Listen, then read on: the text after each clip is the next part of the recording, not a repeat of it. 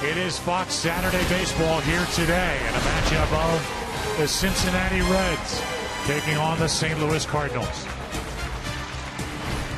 And now welcome to the broadcast booth, everybody. I'm Joe Buck. Tim McCarver is coming right up. Well, last night, because of the weather, Tony La Russa threw a changeup at the Cincinnati Reds.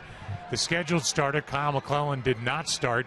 Miguel Batista did, and Tim McCarver, because of that, starting the game with his bullpen, Tony La Russa had his starter ready to go when they resumed play. Yeah, the devastation was widespread last night, but one guy who was not unprepared was Tony La Russa, starting Miguel Batista, who was his most rested reliever, and then saving Kyle McClellan until after the rain delay, which was very, very smart. Yeah, and a rain delay of 2 hours and 10 minutes. Meanwhile, you've got Cincinnati, one of the best young teams in all of baseball. They are the defending champions of the Central Division, and they are absolutely loaded as a ball club. Yeah, the interesting thing about the Reds, I think everybody knows how young they are, but a lot of people may not know how deep they are. And they're headed by that guy at first base who's among the best players in the game. And that guy, his name is Joey Votto. He was the MVP last year, but he's not the only MVP in the house today. Between them, they've won the last 3 NL MVP awards. Joey Votto and Albert Pujols. The Reds and the Cardinals renew their rivalry next on Fox. With us today on Fox. Opening pitch is brought to you by Budweiser. Great times are waiting. Grab some buds. And you look at Chris Carpenter, and we'll give you the Taco Bell starting lineup and what he'll have to face from Cincinnati. Taco Bell, think outside the bun. It'll be Stubbs, Phillips, and Votto. In the middle, it's Gomes, Bruce, and Cairo. Ramon Hernandez, Yanesh is the shortstop, and Travis Wood, the lefty, is on the mound today for Cincinnati. And the first pitch of the day is outside for ball 1 from Chris Carpenter. It's Drew Stubbs who has shown power. He's got great speed and trying to get it started for Cincinnati, who lost last night here by a final of 4-2. And the count evens the ball and a strike. Here are the numbers for Chris Carpenter, who is looking for win number 1. And the ERA is big, coming off a good Sunday start in L.A. Strike 2. Here's the scouting report for Carp, and that's how he's known as from his teammates. Thoroughbred stuff with the Kentucky Derby only 2 weekends away. And he comes set at the waist. We'll explain that when the Reds get a man on, and Carpenter, a true team man, and we'll explain that too. Ow. Let's see, that got away from Chris. That was a breaking ball. And slipped out of his hand. And then behind the back of the leadoff hitter, Drew Stubbs. Here's a 2-2. And a full count. Again, it's Stubbs and Brandon Phillips and Joey Votto. If anybody gets on, Johnny Gomes for Cincinnati, who starts the day at 10-10. Hard hit, but right at the second baseman, Punto. 1 out. Stubbs hustling down the line, almost beat a routine ground ball. Take a look at the defensive alignment for the Cardinals. It's brought to you by Scott's. Holiday, Rasmus, and Berkman in the outfield, with an infield of Freeze, Terrio, Punto, and Pujols. The catcher is Yadier Molina, with Carpenter on the mound. Here's Brandon Phillips. The boos not quite as bad as they were last night. The first appearance this year of Brandon Phillips, who made the comments that led to the brawl last year on August 10th in Cincinnati. Takes a ball. Brandon Phillips made comments about the Cardinals, then on that August 10th night went up and tapped the shin guard of Yadier Molina. And Yadier took exception to it. And it got ugly in a hurry. 2 out. Here it is. That was after the tap. Those two went face to face, and then this is one of the worst baseball fights we've seen in a long time, with today's starter Chris Carpenter in the red shirt there, pinned up against the backstop. And Jason LaRue was in there getting kicked by Johnny Cueto. Kicked in the face, kicked in the head. Chris Carpenter came away with scratches and cuts on his back. Still has scars from that fight on his left tricep and on his back. We asked Chris about that yesterday, and Chris said, hey, look, it was part of the game. It was not something either team was proud of, and he does not think it will be any kind of carryover. Neither do I. There's a strike, and it's 1-1 on Joey Votto. Brandon Phillips shaking his head, had 2 hits last night, including a home run, his second of the year. That misses, and the count goes to 2-1.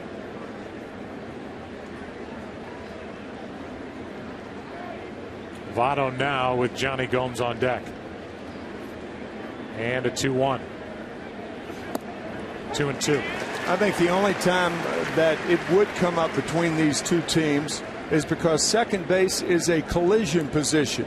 Your shortstop and your second baseman, they take them out of double plays. The catcher is a similar situation, even though he's got equipment on. But if it does arise, I think it'll come out of something like that, on a play at second base for Brandon Phillips, and then a retaliation at the plate. Carpenter's trying to get a feel for that breaking ball here early, and he's run the count full 3-2. Second 3-2 count of the inning. Might have chased it up, and the count still 3 balls, 2 strikes. Votto, last year's MVP. 324, 37 home runs, 113 RBIs. And the guy who won the 2 previous MVP awards in the National League is a little over 90 feet away at a deep first base, Albert Pujols. And a 2-out walk. So Votto has reached in all 21 games the Reds have played. And as I mentioned, they come in 10-10, a game behind St. Louis. Cardinals won here last night 4-2. And so the Cardinals are 2 games over 500 at 11-9, which is a nice bounce back from a rough 2-6 start. And with 1 on, 2 out, the batter is Gomes. We told you in the scouting report that Chris Carpenter comes set at the waist. We'll tell you why he does that. Ball 1. Chris Carpenter said when he was younger and he was with the Toronto Blue Jays, he did not come set at the waist. He came set at the chest for a fastball and above the chest for a breaking ball or an off-speed pitch. Cito Gaston, who was the manager of the Blue Jays at the time, told him, I think that opposing hitters can pick up on that. So what you ought to do is come set from one spot. And Chris said, well, that'll be the waist. And that's why he comes set from the waist. Nothing above the waist, because he may give up his pitches or tip pitches that way. Mel Queen was also a part of that. Mel Queen is a guy who is credited as a strike finds its way into Johnny Gomes and really rebuilding the young career at the time of Roy Halladay. Roy Halladay and Chris Carpenter, 2 pitchers that came up in the Toronto organization, and 2 guys who are similar when you look at them on the mound. Here's one up the middle, and that's Punto with a flip, and the inning is over. After a half, as the Reds strand a man here in St. Louis, no score. Outside the bunt, it's Theriot leading it off with Colby Rasmus batting second. Pujols hits third. Matt Holliday, Lance Berkman, David Freese. Yadier Molina does the catching. Nick Punto just activated this week off the disabled list, had abdominal surgery. He bats 8th, and Chris Carpenter is the pitcher batting 9th. And they are doing that against Travis Wood, who I think sometime in his very near future has the stuff to be a front end of the rotation type starter. I don't think there's any question about it, Joe. There are a lot of guys who are starting pitchers who are characterized as bulldogs. But the difference between this bulldog and other bulldogs, he's got great stuff. And the Reds really don't have a number one starter. But if they're looking in that direction, this young man can be that guy. Dusty Baker said before the game, you know, if you just looked at his pitching stuff and you put a partition up and you didn't see Travis Wood, you'd think he was 6'5", 240. Right. But as it is, he's 5'11", at best 175, but he is good. And Ryan Theriot is first in there for St. Louis, and Theriot has started off very well in his first year in a Cardinal uniform, hitting .321.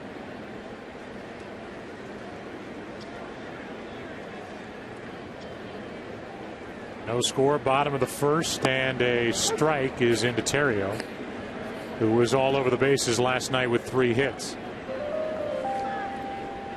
Cardinals started this season, the first 8 games, they were 2-6. They were hitting .216, and they were averaging less than 3 runs per game. There's a strike, and it's 0-2.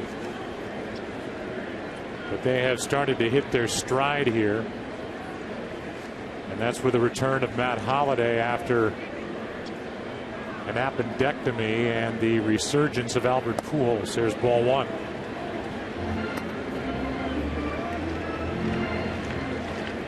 Travis Wood has been hit or miss so far this season.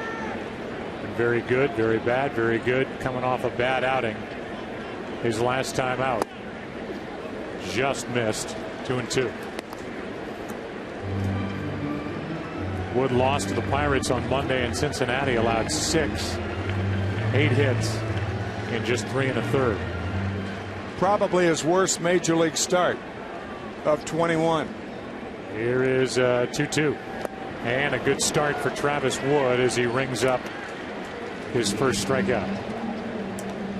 Dusty Baker kidding about Travis Wood, who's from Little Rock, kidding about his accent, said, I just turned that change up over just a little bit, Dusty. And he did just that as Theriot swung over the top of it for out number 1. The home plate umpire, Scott Berry. John Hirschbeck is the crew chief at first, Wally Bell at second, and Laz Diaz is at third. Rasmus, strike 1. Colby Rasmus this year is the everyday center fielder. In the past couple he has platooned, and so he's still trying to figure it out when he faces left-handed pitching. Been a little better here in the start of 2011. He's in the hole 0-2.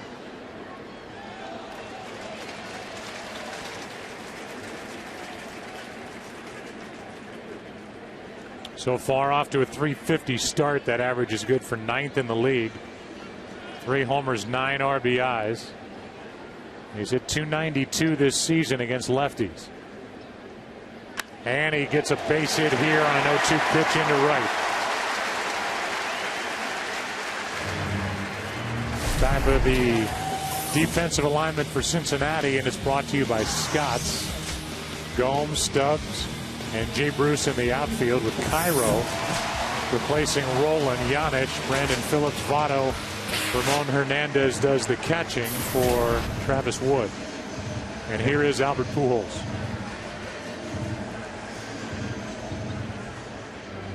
Got off to a bad start, hit .150 through the first 10 games. But now overall his average is up to .250. And his power and production is back, and he hits one into left center here. Stubbs is over to get it, 2 out.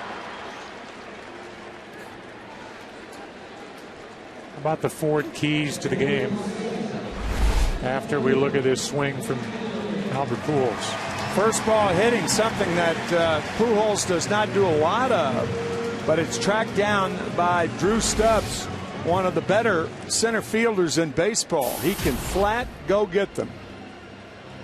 In fact, you got Stubbs, a great center fielder, and Jay Bruce, a fine right fielder, and a good defensive team for the Cincinnati Reds. Give you those Ford keys to the game after His first pitch, there goes Rasmus. Throw down is corralled somehow by Phillips and a stolen base. For Colby Rasmus, his second of the year. Here are the 4 keys to the game. For the Cardinals, remember or for the Reds, I beg your pardon, remember how you started this year. Because they started very well. They've lost 7 of their last 9. For the Cardinals, keep swinging the bats like they have recently. As Joe said, a bad start, but they've picked it up of late. Reds started this season 5-0. Here comes an 0-1 pitch to Holiday, who's been red hot, and it's a strike over the inside corner. A count of 0-2. That is the first steal attempted against Travis Wood. How about that? 516 career batters faced, over 21 starts. The first stolen base. Not only the first stolen base, but the first one attempted. Count 1-2 on Holiday. Holiday digs in, hitting .447. Missed a week because of an appendectomy. He had a great spring, and he picked right back up where he left off when he went down after opening day. Counts 2-2. Holiday's hit in 11 of the 12 games he's played in since he came back. And there are his numbers against Cincinnati. Here's a 2-2. Big rip and a foul straight back. Big rip, and it's that sound that Holiday is getting now. A lot of times hitters are like musicians. They're searching for the right sound of the ball off their bat. What is that good sound off the bat? That barely audible click. That was it. He just missed it. Runner at second, 2 out. 2-2 pitch is flied into center for Stubbs. Each side strands a man. We go to the second here in St. Louis. We hope the rain stays away today. No score. Mighty Mississippi. Samuel Langhorne Clemens, better known by his pen name of Mark Twain, navigated these waters as a riverboat pilot. While many know him for his great literary works, he is also remembered as a baseball fan.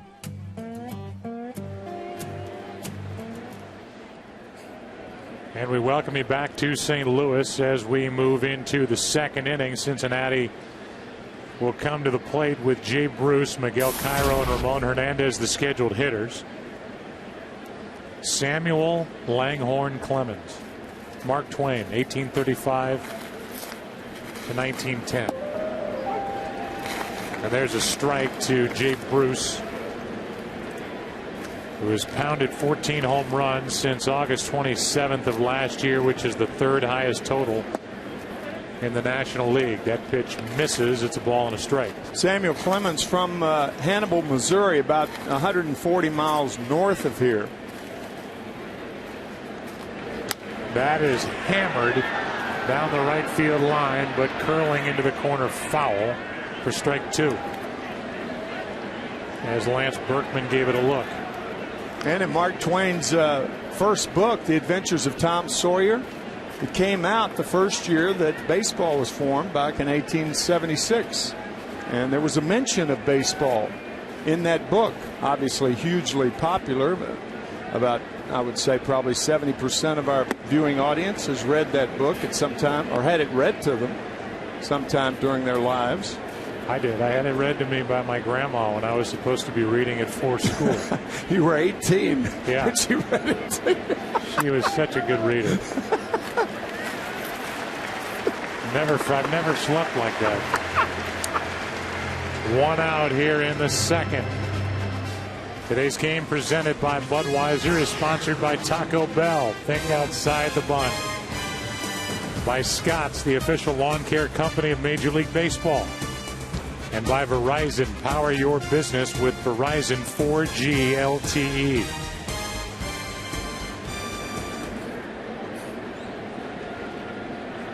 One out. And the pitch is on the outside corner for a strike.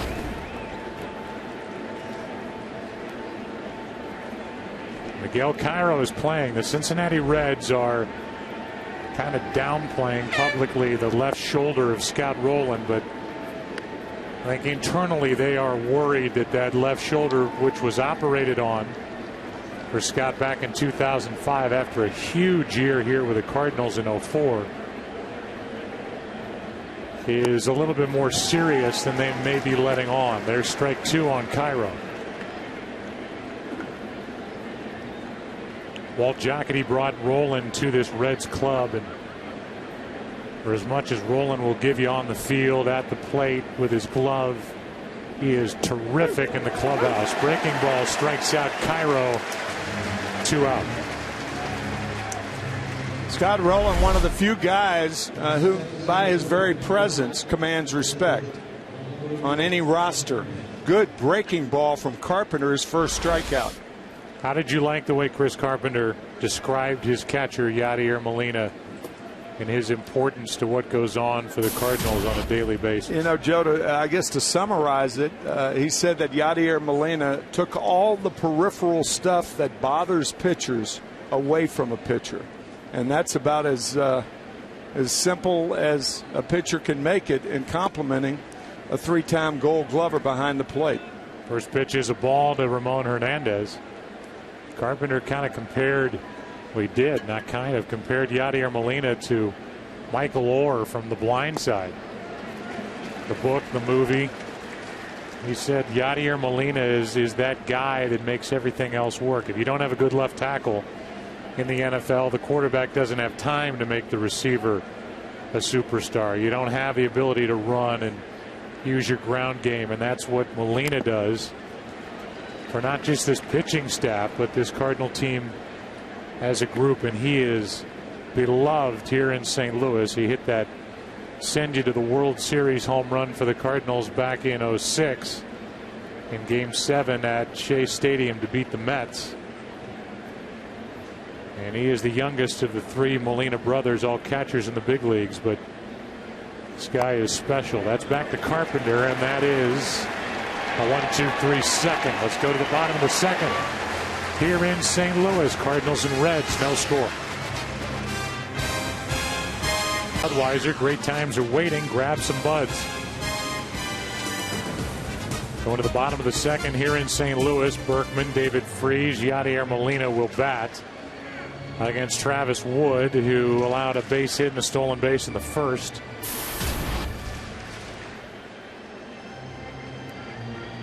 And for this left-hander, has 1 win and 2 losses.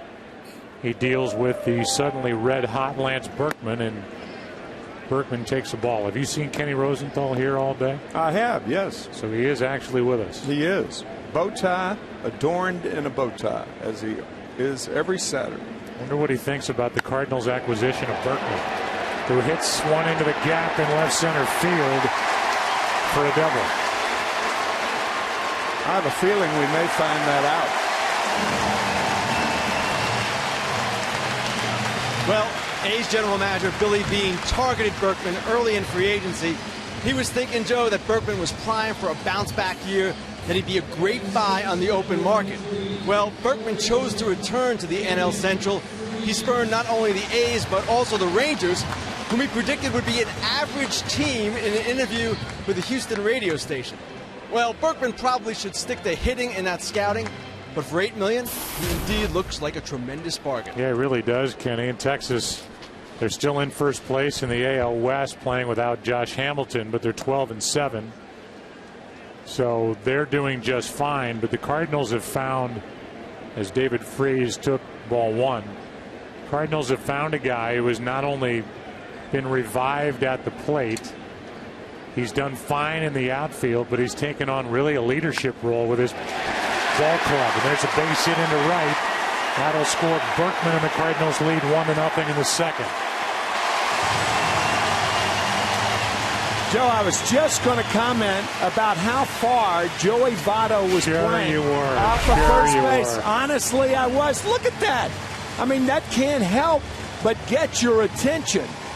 And a line drive by David Freese right into the position where a lot of first basemen are. But Joey, I mean, inordinately off of first base. I mean, he was way, way off the line.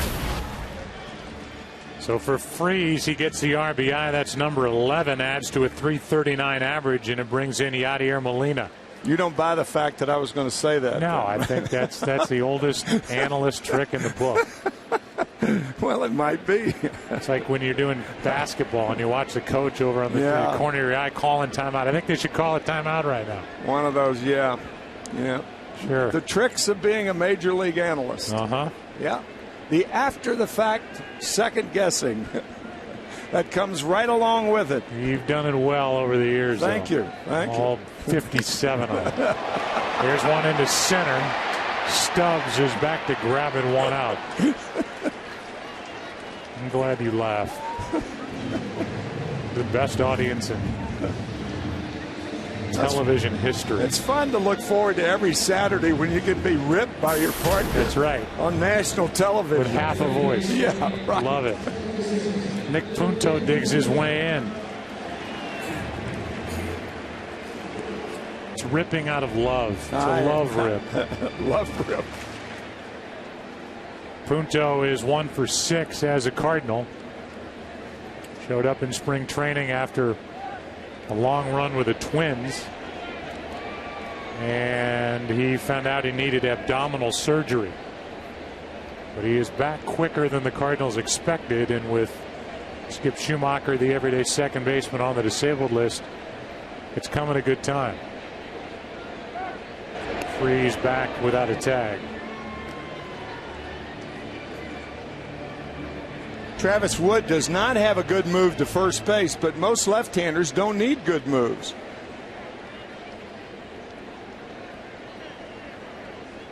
The fact that they're staring at the runner puts enough fear in the guy. And unless you're guessing and guessing right, most guys won't try to steal off left-handers. There's a strike to Punto.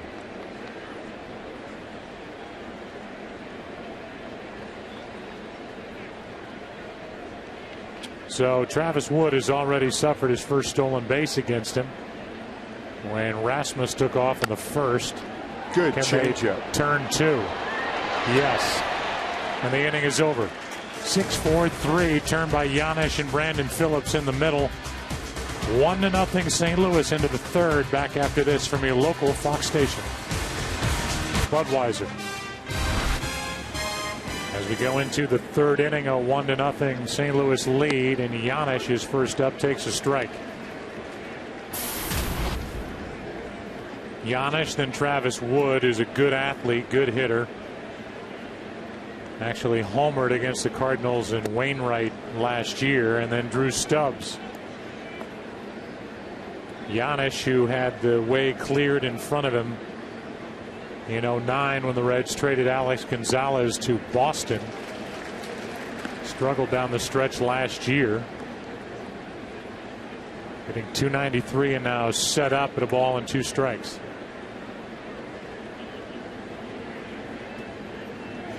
And strikes out for the second strikeout of the day for Carpenter. Time now for a DirecTV game break. Justin Morneau in the bottom of the 5th inning, bases loaded, with a single to center off Fausto Carmona.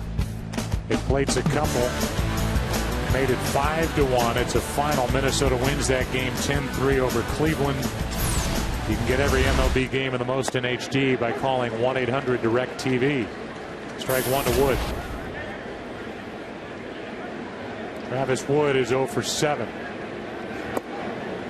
0-2. Even though only 20 games have been played, who would have thought the Cleveland Indians would be atop the American League Central with Kansas City only a game back now after the loss to Minnesota?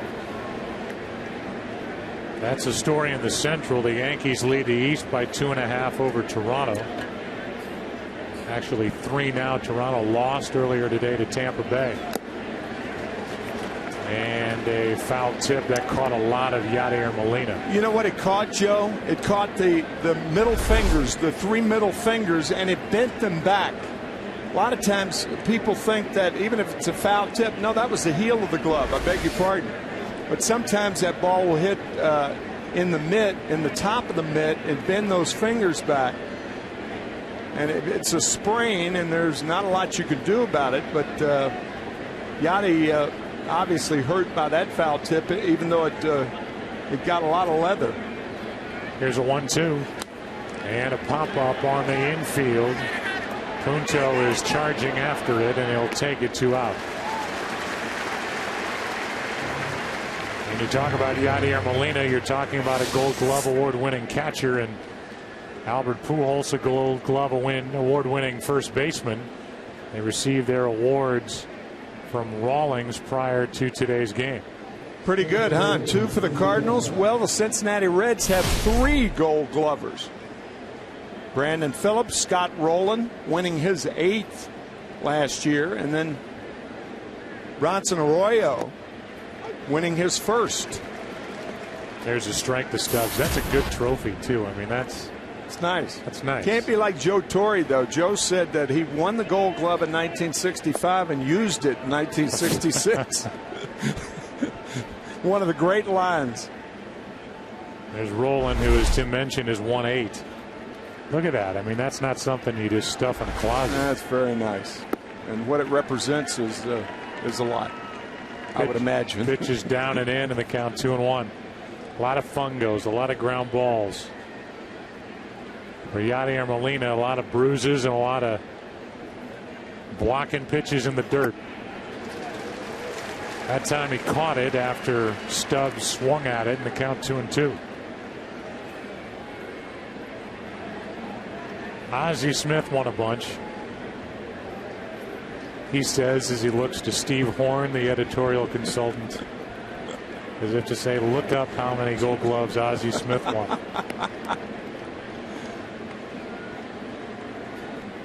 Three balls, 2 strikes. Few could compare with the Wizard of Oz, I'll tell you. That's right. A 2 out, nobody on. A 2 out walk.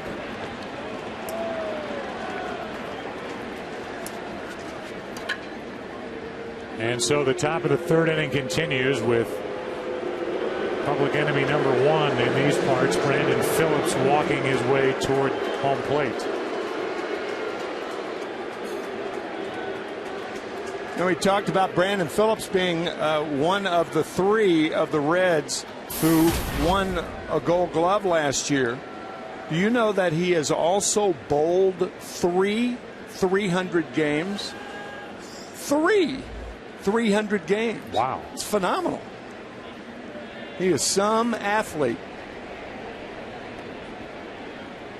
And this is a big bowling town. There's something that Brandon Phillips and his Twitter world might not be aware of. Yeah. The National Bowling Hall of Fame here in St. Louis. Yeah, that was pretty close. Pujols dropped it anyway. By the way, Ozzie Smith, how many Gold Glove awards did he win? 13. And here's another look at that pickoff play at first. That's that old Don Drysdale balk move where the pitcher leans on his left leg, buckles it a little bit, and then throws to first. I say it's a balk move because technically it is a balk. When you buckle that front leg, you're committed to go home when you go to first. But a lot of runners at first key on that left leg, and that's why it's so effective. It buckles just a little bit, they break off of first, and you try to throw behind it. You almost got Stubbs with that move to first.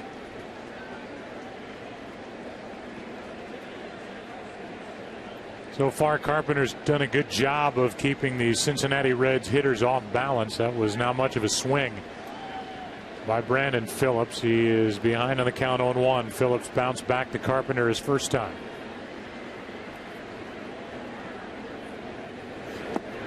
Ball 1. They appeal and no swing, says the first base umpire, John Hirschbeck. What do you think? Did he go? I don't think so. No. Reds still looking for their first hit.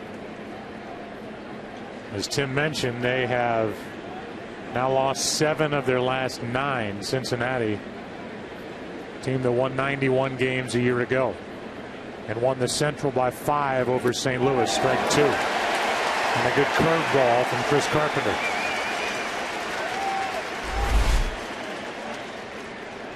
Carpenter has shown a very, very good curveball in the early going.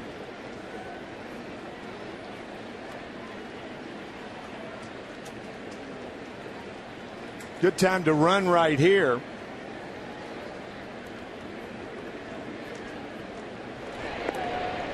And Carpenter thought so. Reason for that, everything's been away and everything's been low to Phillips. I don't think Carpenter wants to come inside to Brandon. So if you get another breaking ball or another slow pitch, good pitch on which to run. 1-2. That would have been a good pitch. Instead, it's just a 2-2 count with a runner still at first.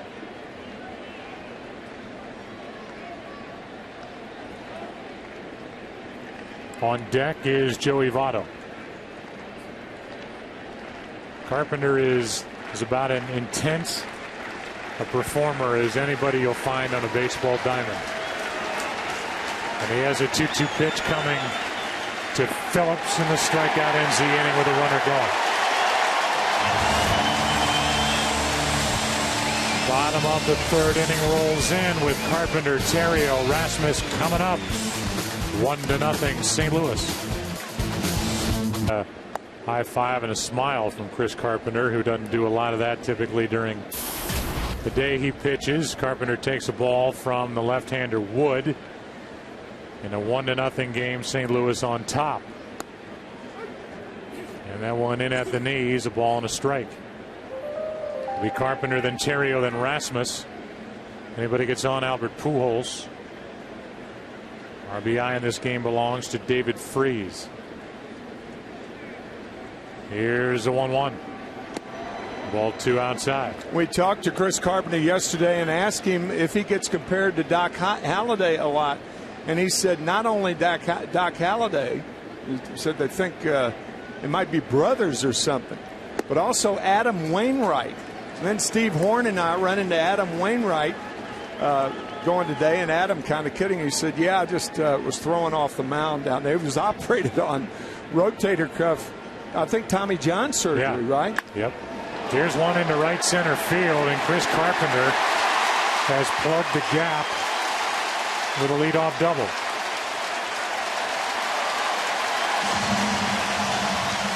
So a double by Carpenter. And we asked Adam Wainwright the same thing, if he is compared to Carpenter. He said all the time in St. Louis, as Carpenter leads off the third inning with a double. In fact, Carpenter and Halladay are such good friends that they were in Mexico in a golf cart when Doc was named the Cy Young Award winner in the National League in November, about the middle of November last year. Very, very close friends. That's Matt Holliday on your right. Yeah. Has absolutely nothing to do with the story. Yeah. Here's a bunt by Terrio, 1 out, as he bunts Carpenter over to third for the sacrifice.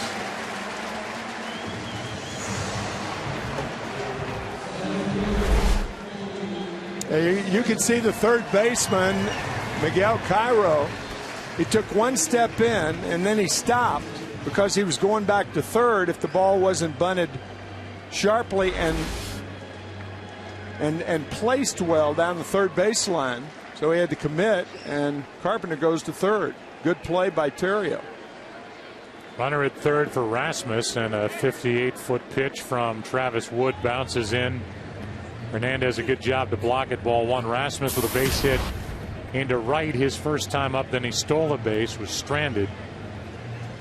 He has driven in 9. This guy to me is one of the big keys to the season for St. Louis. He is an up-and-coming star in this game. As he flies one into center, and we'll all watch Chris Carpenter run home easily to make it 2-0.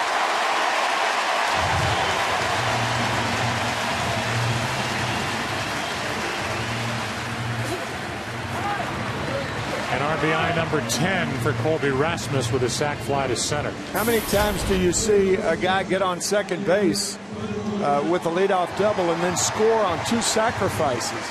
One on the ground, one in the air. That's what Carpenter did to make it 2-0. Get him on, get him over, get him in. And Carpenter started it. That's all a result, really, of Travis Wood falling behind Chris Carpenter with a count of 3-1, having to come in with a fastball. Makes Carpenter a better hitter. He doubled and then was bunted to third. Scored on the sac fly as Pujols takes strike one.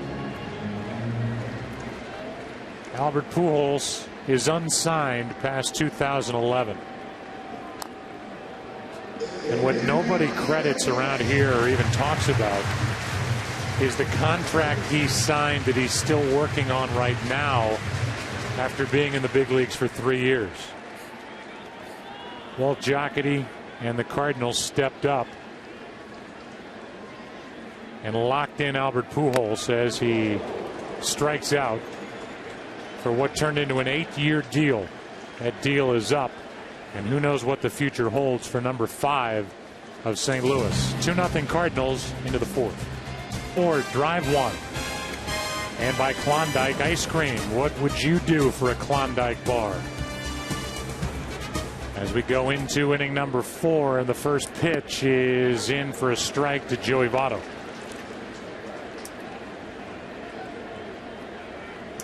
Two-0 Cardinals thanks to a leadoff double and a sac fly by Rasmus in the bottom of the third. Other RBI belongs to Freese, and that's a pitch in the dirt, a ball, and a strike.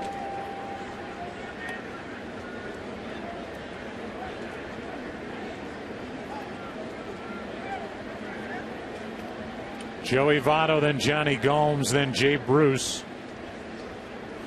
Anybody gets on Cairo, and that misses for ball 2. Joey, the MVP last year, the 12th time a Reds player has been named National League MVP.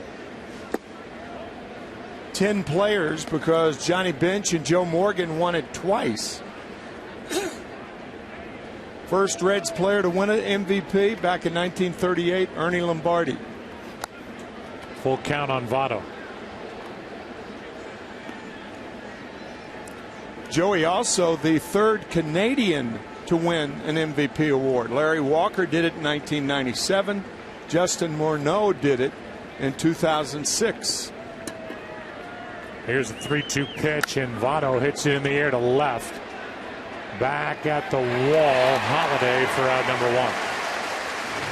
1. Take a look at both of the MVPs that are in the park today. Albert Pujols in 08 and 09.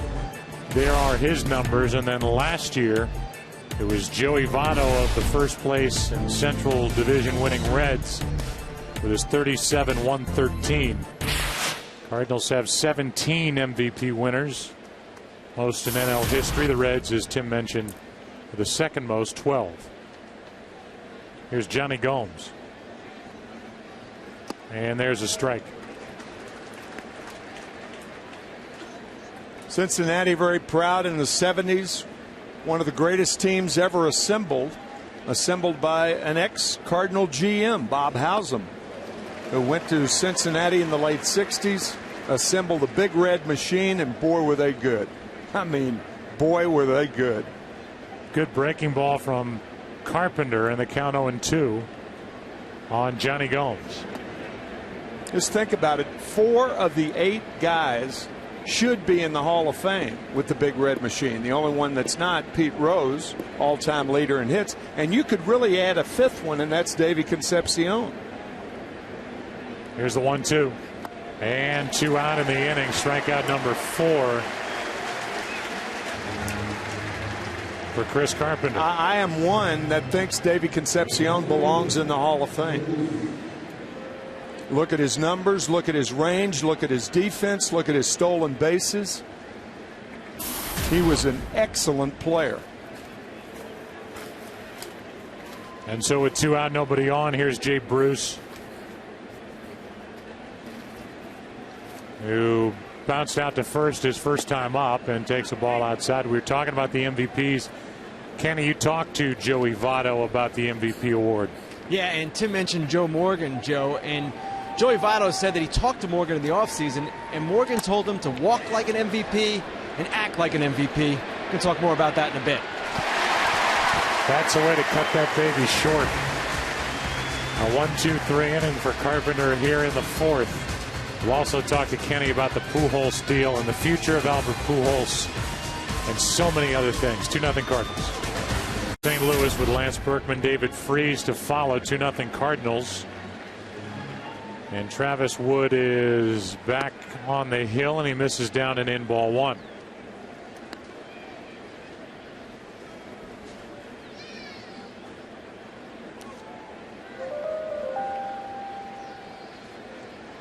And the next from the young left-hander, just 24 years old, misses 2-0. Travis Wood, who works out during the offseason with Cliff Lee. You're a left-hander. I don't know who better to spend time with in the offseason in Arkansas than Cliff Lee. Especially if you're a young left-handed pitcher. Changeup got Holiday out in front. The count 2-1. The next 2-2. Not only hanging out and working out with Cliff Lee, but they go hunting together, Travis and Cliff. They go to the likes of Jonesboro and Stuttgart, Hughes, Arkansas. The great Ducks Unlimited Flyway down in Arkansas. Some of the great duck hunting in the world there.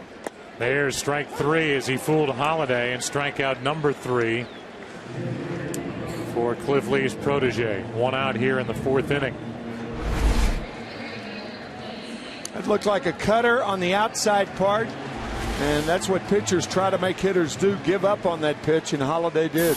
Brings in Lance Berkman. We started to talk about Albert Pujols, a 3-time MVP. It's a little bit off topic. He made last out in the third inning, so sometimes you just can't wait for that perfect moment, Tim, because it just never comes. That's right. But the deal that Walt Jocketty signed Albert Pujols to after his first 3 years, it's been a historic 10-year run for Albert Pujols at the start of his career as Berkman takes ball 2. As good as just about anybody in the history of this game. And now the Cardinals, Pujols, have let this contract issue go long enough to where he will be a free agent at the end of the season. There's a strike. And the count is 2 balls and a strike. I want to involve Ken Rosenthal in this conversation because Ken talks to all the other clubs and knows what's going on around the league. Here's a 2-1. That's high. 3-1. What's your gut, Ken Rosenthal, about Albert Pujols coming back here to St. Louis? Joe, my gut is that he leaves, that some other team will be willing to give him the deal that he wants, a deal that the Cardinals might not be willing to go to. What that deal is, we don't know, but one thing we know about Pujols, he is not going to lose focus. This idea that he might be distracted or he might distract the team is absurd. He's not talking about this, not talking about it in any city. He's just playing baseball. That's my gut too. Not mine. It's not yours. No, do not. Do not believe that the Cardinals can afford to let him go, even at $300 million. 1 on, 1 out. David Freese takes a ball in the dirt. You know, the common thinking is, okay, well, if Pujols goes, then you use that money and turn it into other players. Well, if Pujols goes, what kind of an effect does that have on attendance in this ballpark? Albert Pujols fills a ballpark. First pitch, a ball to David Freese, and now a swinging strike. It's 1-1. That was kind of my point, Joe. I mean, I just, from a business standpoint, I know it's an awful lot of money, but Albert Pujols deserves to be paid more money than any other player. He's the best player in the game. I understand the tail end of his contract. He'll be 38, 9, 40, 41 years old. But I think he's got the type body, I think, that's going to last. He takes care of himself. He did that great 60 Minutes piece a couple of weeks ago. Doesn't smoke, doesn't drink. The follow-up question was, do you swear? He said, well, maybe occasionally. Here's a line drive into center field for a base hit. David Freese is 2 for 2. I got to tell you, I've known Albert Pujols since the minute he came up, since he showed up in spring training after a big year in the minor leagues. The guy is exactly as he appears, and that's rare. I mean, so many times you see a phony or an act, and then you see him on the road, or you see him when nobody's watching, and that's not how they are. That's not Pujols. Pujols is consistently one of the more conscientious and good-hearted people you could ever be around. He is who he is. That's right. Yadier Molina with 2 on 1 out takes a ball up and away. My only point is this has gone on long enough. Something that, in my opinion, should have been done a couple of years ago to lock him in. Now the Ryan Howard contract has come down the pipe at $25 million per year. So that ups the ante for Albert Pujols. And my question is, are the Cardinals willing to go above $25 million per? That's the main question. How many years? And once he gets out on the open market, well, whether it's the Cubs, the Angels, the Mets if there's new ownership, the Dodgers if there's new ownership, I think there are going to be a lot of people knocking on his door. 2 balls, no strikes. Molina, strike 1. Well, is your point that if the Cardinals give him $300 million or offer him that after this year, that the Cubs will go beyond that, or that the Dodgers will go beyond that? I don't know that they'll offer him that. Oh, really? I don't know that that's realistic. We'll see. To me, I know this may sound, to me, that sounds like a good deal. That sounds like the smart business that the Cardinals are famous for. They don't make many mistakes, this organization group. Saw a shot of John Mozeliak, who is the Cardinals general manager, and he took over for Walt Jocketty, who was in control when Pujols first came up. Kenny, what else do you have on this? Well, one thing that should be noted here is, Joe, that the Cardinals don't want to take their payroll beyond, say, the $100 to $120 million level. And if Pujols is making between 25 and 30, in their mind, that is perhaps too high a percentage. Now, we can debate whether their payroll should go higher, but if they're not taking it higher, then perhaps for them the deal just doesn't work. Yeah, but Ken, this is not a small market team. I'm not arguing that, Tim. Yeah, I agree with you. I mean, this is one of the great baseball franchises in baseball. Here's the 3-1. Runners go, swing and a miss, and now they've got the runners hung up. Berkman is tagged out. The count's full at the plate, and they're now 2 out in the inning. So Tony La Russa getting aggressive, and Berkman is caught stealing. Down to second is Freese, 2 out in the inning. Yeah, I think that was a hit and run. It's one of those rare times you're not going to see Lance Berkman try to steal third base on his own. But I believe that was a hit and run play. It's not a bad idea, and Tony La Russa, the type manager who will do the unorthodox. And again, I think it would be unorthodox for the Cardinals to pay that kind of money, but I think it's the right thing to do. Yeah. But I'm outvoted 2-1 by my colleagues. Here's a ball off the end of the bat into left center field. Should end the inning, and Stubbs is back to get it. Either way, none of the 3 of us are paying it. No. So it doesn't matter. That's right. A walk, a hit, 1 left. Cards have left 2. They lead 2-0 as we go to the 5th in St. Louis. Day. Joe, that's Tim. Hi. It's good to be with you here in St. Louis. And it's been a good game for Chris Carpenter, who so far, Tim, is not allowed a hit, struck out 4 and walked 2. And he finds a pitch that barely misses. The count 2-0 on Miguel Cairo. I have a hotel room here in the city of St. Louis on the Mississippi River, and if there's one thing that the river constantly cries out to the folks, the good folks here in St. Louis, it's don't take me for granted, and they never do.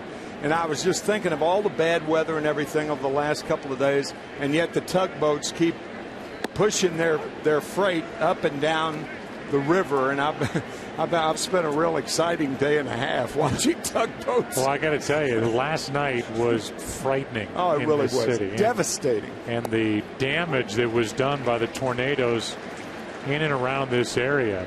I'm sure. I mean, if you're watching this game, you've been watching TV, I'm sure at some point today. It's all over the place, ripped through the airport, through neighborhoods. You name it. Here's a little floater caught by Terrio, 1 out. Here's a little bit of it, and for anybody downtown, last night it was a delay of 2 hours and 10 minutes.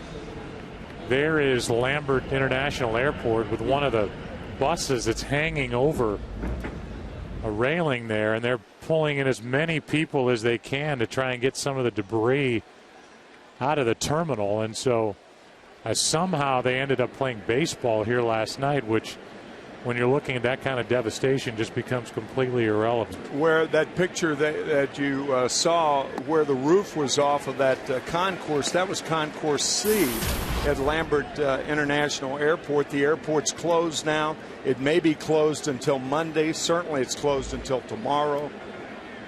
But just absolutely a scene of devastation here in St. Louis last night. I know they're going to try and get some portion of flights. They're going to try and get some portion of flights moving out of here tomorrow, which is Easter. So you've got people trying to travel for the holiday weekend or maybe trying to get home for Easter. But there is a major cleanup. But beyond that, our thoughts and prayers are with so many who lost so much here last night in this area. Here's a ground ball to Pujols to his left. He flips for out number 2. And remarkably, Joe, not a life was lost. Oh, that's incredible to me. Remarkable. When you look at the roofs just torn off houses and some houses just completely obliterated. Yeah.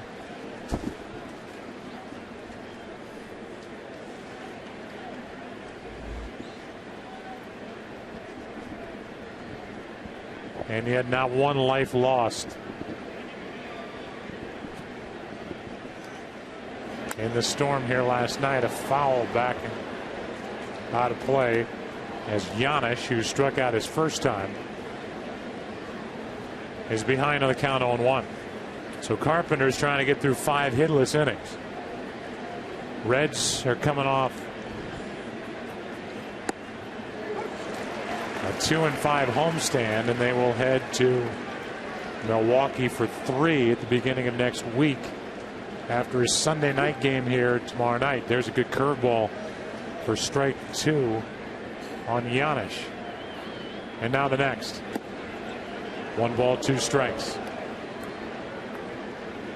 A Reds team that was frustrated last night, going 1 for 13 with runners in scoring position. It just was under the skin of Dusty Baker when we were talking to him before today's game. There's ball 2 down and away. Yeah, Dusty's saying that, you know, nowadays when you get runners on at third base with less than 2 outs, there's less of an assurity that they're going to score like there was, say, 30, 40 years ago when guys were trained along those lines. There's the first hit of the game for Cincinnati. It's off the end of the bat and a clean single on a broken bat for Giannis.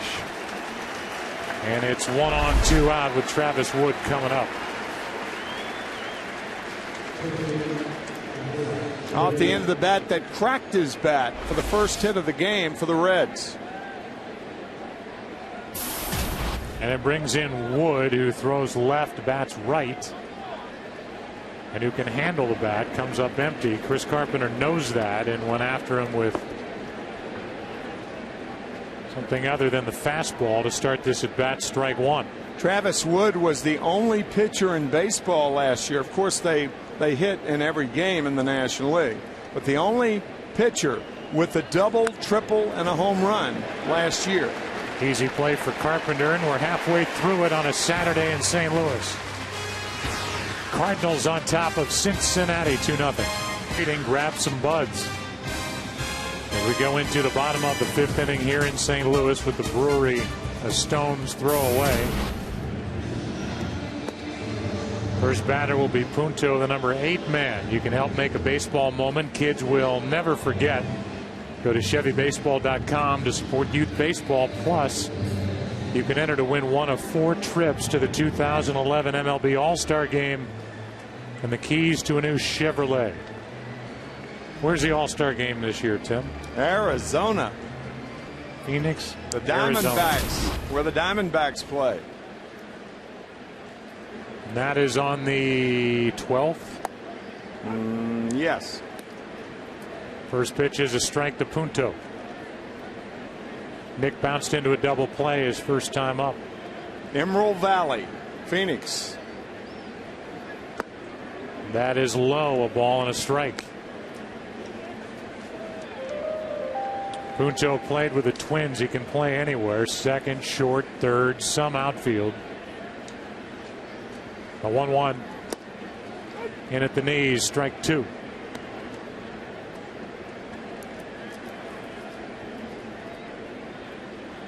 On deck is Carpenter and then Terrio.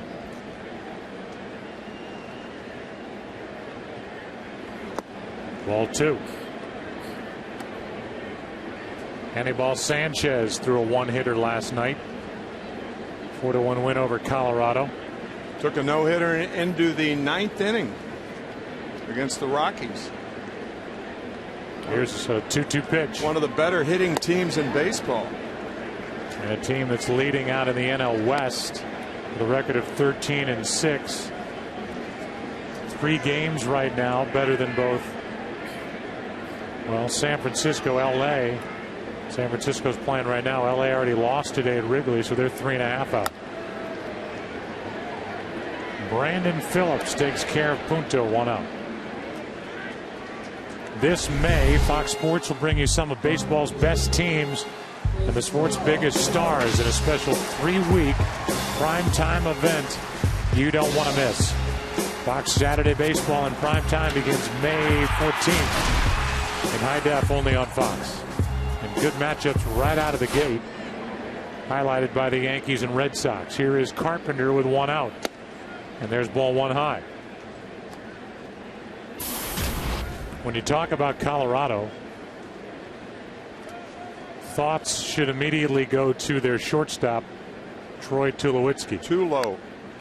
There's a strike on Carpenter, who doubled and scored his first time up. Too low has been sky high so far this year. And how about what Colorado did over the offseason? They committed $214 million of new money to both Tulowitzki and Carlos Gonzalez. Both are locked up through 2014, and took a pretty good play here from Cairo to take care of Carpenter, 2 out. But these are the numbers since the 2nd of September last year. 319 average, and he has the most home runs and RBIs in baseball. He is rapidly becoming, because of the defensive position he plays, the best player in the game. Yeah. Just chop that up, that little graphic, and think about last September alone, a month in which he had 15 home runs, batted over 400, and drove in 41 runs. Wow. In a month. Terrio takes ball 1 high. Tulowitzki plays short.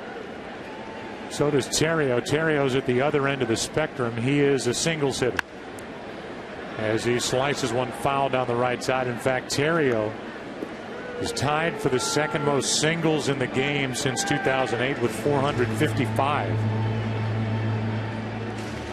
Leading the way, and it's no surprise, is Ichiro of the Seattle Mariners. 2-2. That's foul.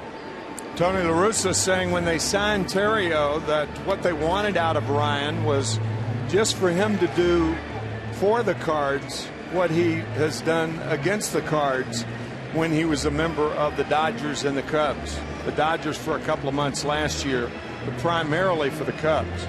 He is a good little player.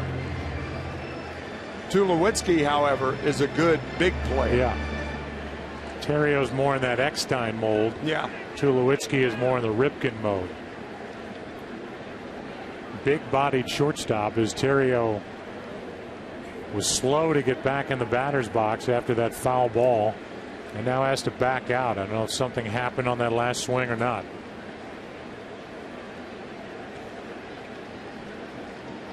And now again, there's something wrong. Yeah, well, anytime you see something like that and swings provoke that oblique pull, we're not guessing up here, but in so many oblique injuries this year that minute somebody has something that you can't explain from an announcer standpoint, you say, must be an oblique. Right. It's like in football, it's a stinger. Stinger, right. Turf toe. But he backed out twice. He took a while to get back in. Yeah. After that foul ball. Here's a 2-2 pitch from Wood. And Terrio strikes out looking. We go into the 6th. 2-0 Cardinals on top of Cincinnati. Missouri sponsored by Chevrolet, proud to support youth baseball across the country. By Michelin, a better way forward. And by ExxonMobil, taking on the world's toughest energy challenges. St. Louis Arch. Busch Stadium, the 3rd version of it. And a first pitch strike to Drew Stubbs. Reds have to get something going. They have just a 1 hit, 2 walks. Struck out 4 times, and Stubbs is 0 for 1.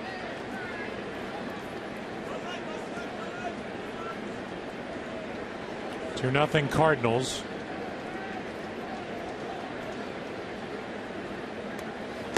Good pitch in on the hands of Stubbs, and that's strike 2.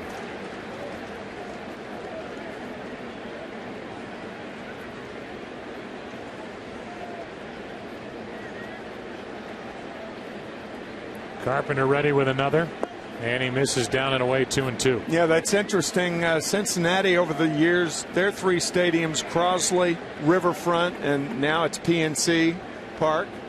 And the Cardinals have gone, or Great American Ballpark? Right. And the Cardinals have gone from Busch to Busch to Busch. Here is a strikeout in number 5 on the day for Carpenter. Time for a DirecTV game break. Tie game at Wrigley Field, bottom of the 8th inning, and it's a 2-run double off the bat of Jeff Baker. Made it 10-8. It ended 10-8 as the Cubs win a day game at Wrigley. Get every MLB game and the most in HD. Call 1-800-DIRECTV. The Cubs, by the way, have only gone to Wrigley since 1914. One of the great monuments to this great game in our country. Foul off the end of the bat. Second oldest stadium, second to Fenway, which was opened in 1912.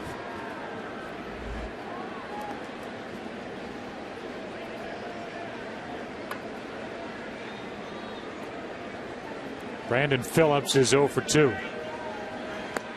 And he spins away from one up and in, and even that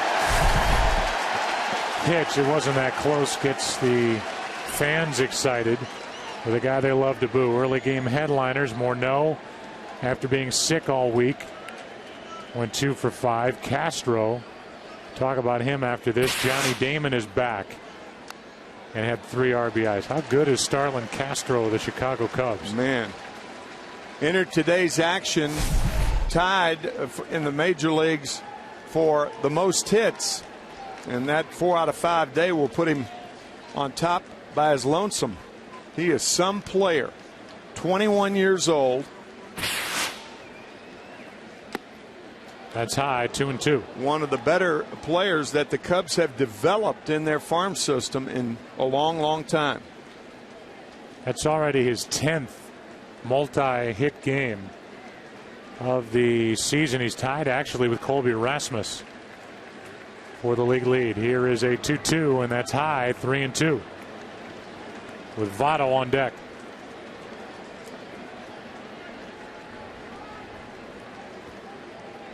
Brandon Phillips was front and center in that melee that Cardinals and the Reds had last August on the 10th in Cincinnati. Here's one inside, a 1-out walk.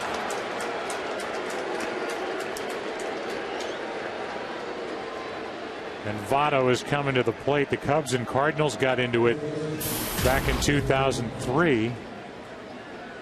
And the common denominators are the 2 managers. Dusty Baker was managing the Cubs in 2003.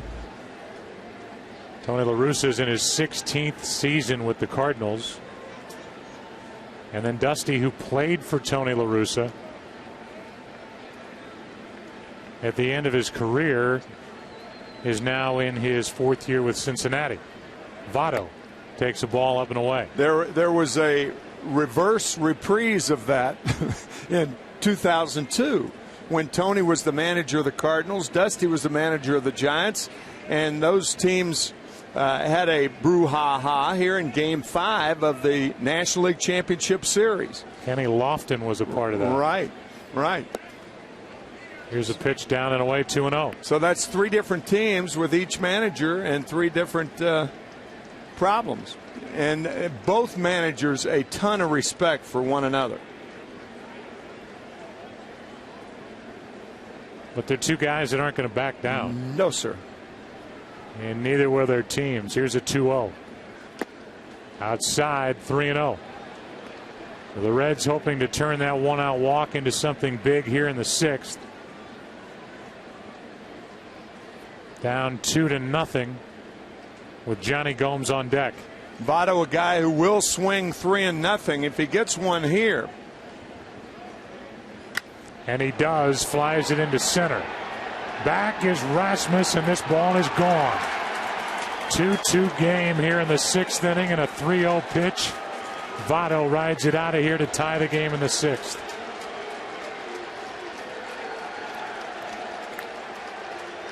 That's what falling behind will do. It will make the pitch more predictable. And on a 3-0 count, Joey Votto swinging awfully strong and pop to center field.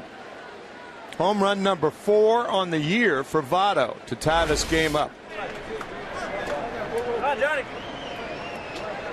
get your first knockoff. So Brandon Phillips walks, and then Joey Votto ties the game with a home run into left center field. Strike 1 on Gomes. There are the numbers for Johnny Gomes. He is tied for 2nd in the National League with his 6 home runs. And nobody has walked more so far this season. There's a strike, and it's 0-2. That for Carpenter, who today is making his 300th career start, is the 4th home run he's allowed this season. Good breaking ball, and that is out number 2. And strikeout number 6. The breaking ball has served Carpenter well for the 6 strikeouts on the curveball this afternoon, but he doesn't throw the curveball unless he's ahead in the count. That further is a reason why not only Carpenter but every major league hitter strives to get ahead. When they fall behind, makes a good pitcher a bad pitcher. Here is Jay Bruce, strike 1. Really, regardless of the stuff he has. You get major league hitters when they're looking for a predictable pitch in a predictable zone like Joey Votto, you're in trouble. Down and in, a ball and a strike. This is a Reds team that we came on the air talking about their depth. But their depth combined with their youth and the talent they have up and down this lineup. This is a good team, not just now and not just the reigning NL Central champs, but this is a Cincinnati team that should be good for a while. They're going to be around for a while. Trying to get 2 of their starters back, Homer Bailey and Johnny Cueto. That one gets away from Carpenter, and the count goes to 3-1. That should help eat some of the innings that Dusty Baker is not getting out of his rotation, and therefore having to use with his bullpen. That's what's really bothered him early in the season. Here is a 3-1 pitch. Line drive caught by Terrio, and the inning is over. A walk to Phillips, and this from Votto ties it 2-2 into the bottom of the 6th. The Cardinals here in the 6th inning. That means Rasmus, Pujols, and Holiday. And on the first pitch, Rasmus pops it up foul for Cairo, 1 out. And Rasmus, who has a sac fly and a single, makes an out to start the inning. This week it's back-to-back days of the UEFA Champions League semifinals, beginning with Schalke taking on Manchester United on Fox Soccer, and then one of the world's greatest sports rivalries resumes as Real Madrid battles Barcelona on FX. Check local listings for the start time in your area. Fernando Salas, a right-hander, gets loose for the Cardinals in their pen. First pitch, a strike to Pujols, who is 0 for 2. And that's outside, a ball and a strike. Pujols, who came in with 43 career home runs against the Reds, just hit number 44. 3-2 Cardinals here in the 6th.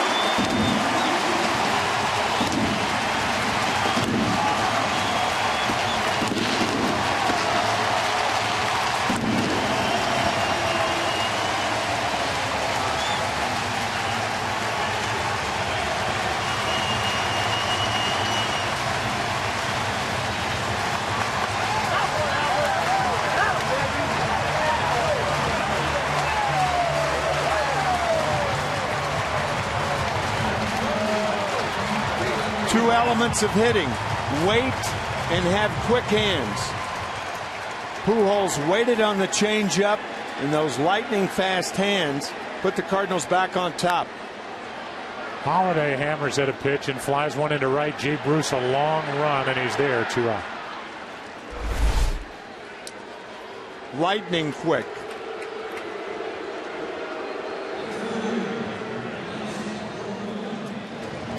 That ball hit a ton. Wow. Over the bullpen of the Cincinnati Reds.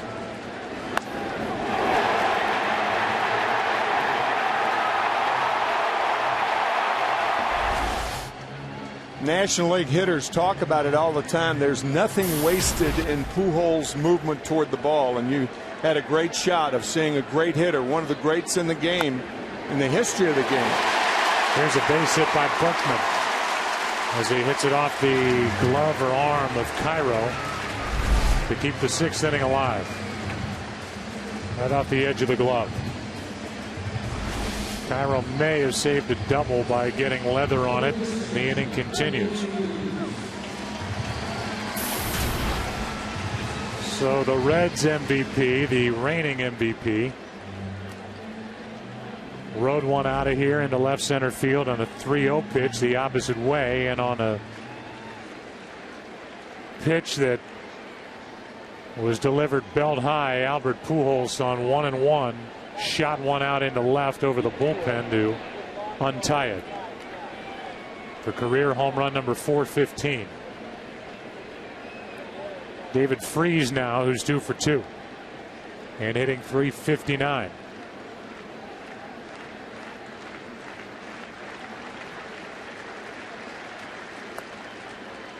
Ball 1.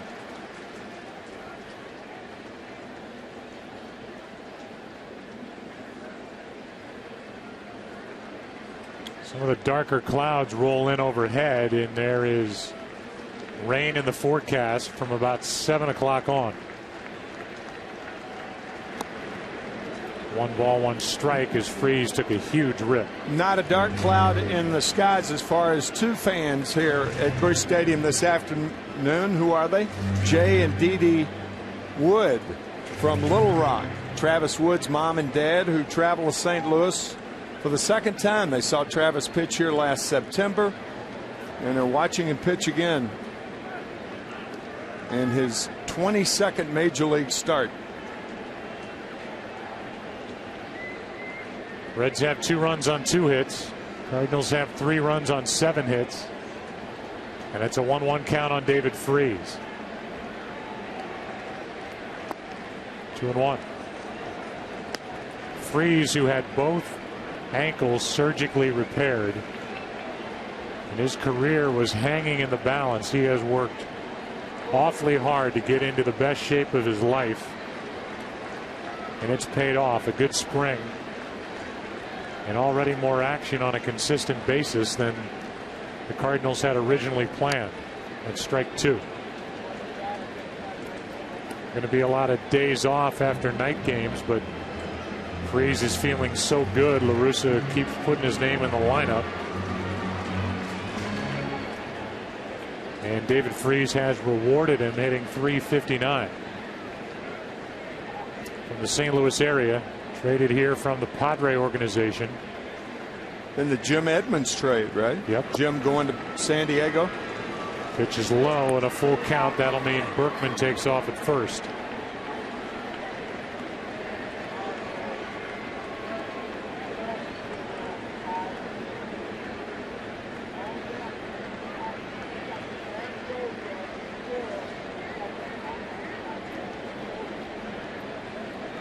Berkman takes off and Freese strikes out. These fans have become used to this. Albert Pujols goes deep with 1 out in the 6th inning. He watched it as we did. 3-2 St. Louis into the 7th. Back after this from your local Fox station. Budweiser. As we go into the 7th inning, the Cardinals will dip into their bullpen and call on Fernando Salas. And Salas gets it by the bat of Cairo, strike 1. Salas came up at the same time Eduardo Sanchez did. Eduardo Sanchez has been, I don't want to say unhittable, but he's been a revelation out of the bullpen, just 22 years old. And Salas, who came up last year, made 27 appearances, had an ERA of 3.5, is handed a 1-run lead in the 7th. Had a look at Logan Andrusek warming for Cincinnati. Dusty Baker telling us before the game that there is a pretty good chance you may see Aroldis Chapman, the flame-throwing left-hander from Cuba. Throws harder than anybody in the game, and maybe than anybody in the game ever has. Freese has to make a good play, and he does for the out, 1 away. Takes a hit away from Miguel Cairo to start the 7th. So the umbrellas are up, the rain is coming down, and David Freese, who is testing those ankles and those feet, makes a nice play on the move to get Cairo for the first out. For all of those Cincinnati fans who may be tuning in for the first time, if you haven't seen Aroldis Chapman, talk to your neighbors about him. I mean, I've never seen a city as excited about a young pitcher as Cincinnati is about their Chapman. He is really something. And I think what would determine whether he pitches in this game is whether Cincinnati ties it up or not. If they're behind, I don't think Dusty would bring him in. But if they're tied or ahead, probably. They want to be careful with the workload. For Chapman, who they shut down for 4 days, and then he came back and lit up the radar gun, made every highlight show. It was registered at 106. I think the telecast that night had it at 105. Whatever the number is, it's harder than anybody else throws. Here's the 0-2, and it hit Molina, then came up and hit the home plate umpire, Scott Berry. And the count 1-2 on Ramon Hernandez is 0 for 2. Joe, as you are off, and I was on Dan Patrick this week, and Dan asked me, he said, now you mean to tell me that Aroldis Chapman can throw the ball 106 miles an hour? And I said, yes. We were here last year. Here's a 1-2. And a tip foul. When warming up, his last warm-up pitch was clocked at 105 miles an hour. Warming up. So, yes, Dan, we do think, or at least I do think, he can throw 106 miles an hour. I'm impressed getting Dan Patrick's name on our broadcast. Here's a 1-2, and it's fouled straight back. You know Dan's such a good guy. He is. He is. And now he's indebted to you. He'll probably be playing the audio on his show on Monday. Be sure to tune in for that. 1 out, nobody on, 1 ball, 2 strikes. Anybody else in the show you want to give a shout out to? No, not yet. McLovin or anybody else? 2 out in the inning. As Ramon Hernandez strikes out. 2 out, nobody on, with Giannis coming up. Our Jeep game summary. David Freese has a couple of hits. Carpenter has won 10 straight against the Reds. And Albert Pujols with a go-ahead home run in the bottom of the 6th after MVP Joey Votto tied it in the top of the 6th. And here is the Doppler radar. Doesn't look good. There's a strike to Giannis.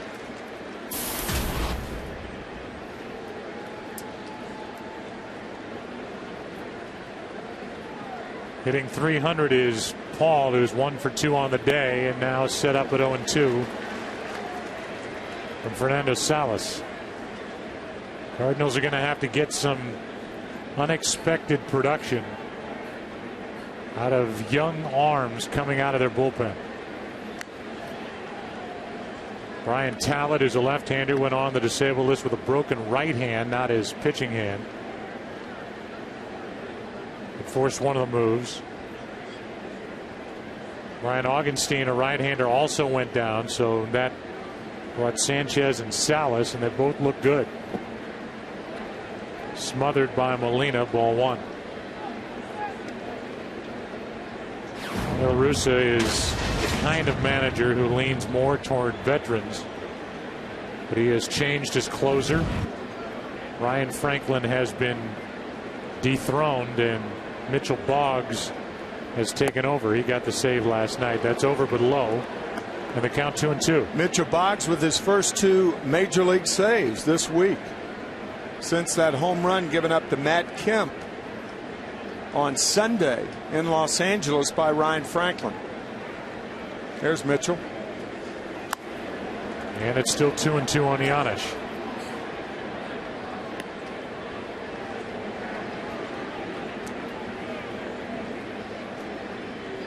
You want to know the numbers for Carpenter? He went 6, 2 runs, just 2 hits. Walked 3, struck out 6 through 103 pitches. If he gets a decision, he can only get the win. 2-2. Another foul by Giannis.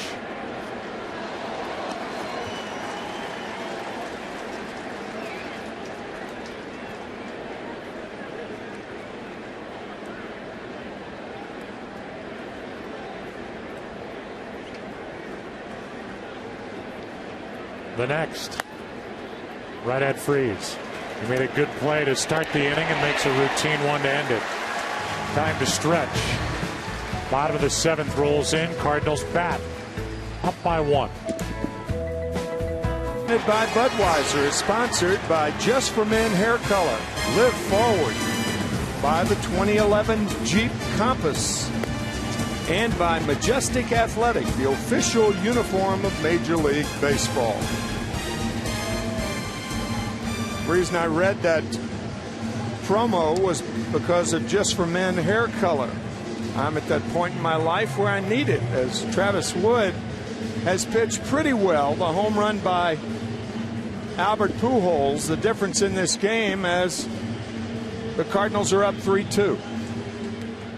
Bottom part of the order, which means Molina, Punto, and then the pitcher's spot. And Yadier Molina, who is 0 for 2, digs his way in.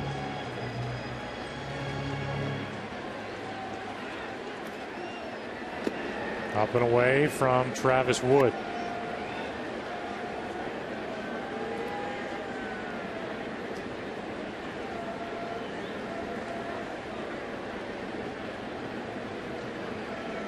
Good game here in St. Louis today after a tight one last night. That misses. 2-0. Yeah, I think you could see the type baseball being played today, being played probably the whole season between these two teams. Two very evenly matched ball clubs. Just outside, 3-0. Well, then there's Milwaukee. I think Milwaukee, of all the clubs, probably improved themselves the most over the offseason by getting Greinke, who is yet to pitch, Sean Markham. They've got a lot of talent. Here's a 3-1 and a base hit into left center field. Cut off by the left fielder, who balloons it back in Gomes, and Molina has a double. Good hitting, good base running by Molina. Not a fast runner, but picks up his 6th double of the year, knowing Johnny Gomes is going to field this ball in the deep part of left center. Does not have a good arm.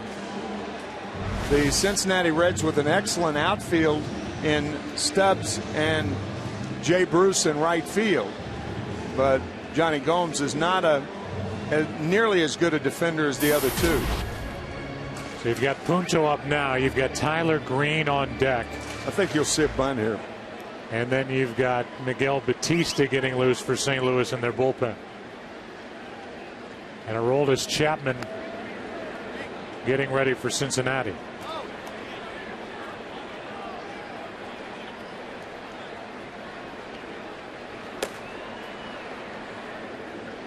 Punto. You know, it's interesting. I know you say bunt here for good reason.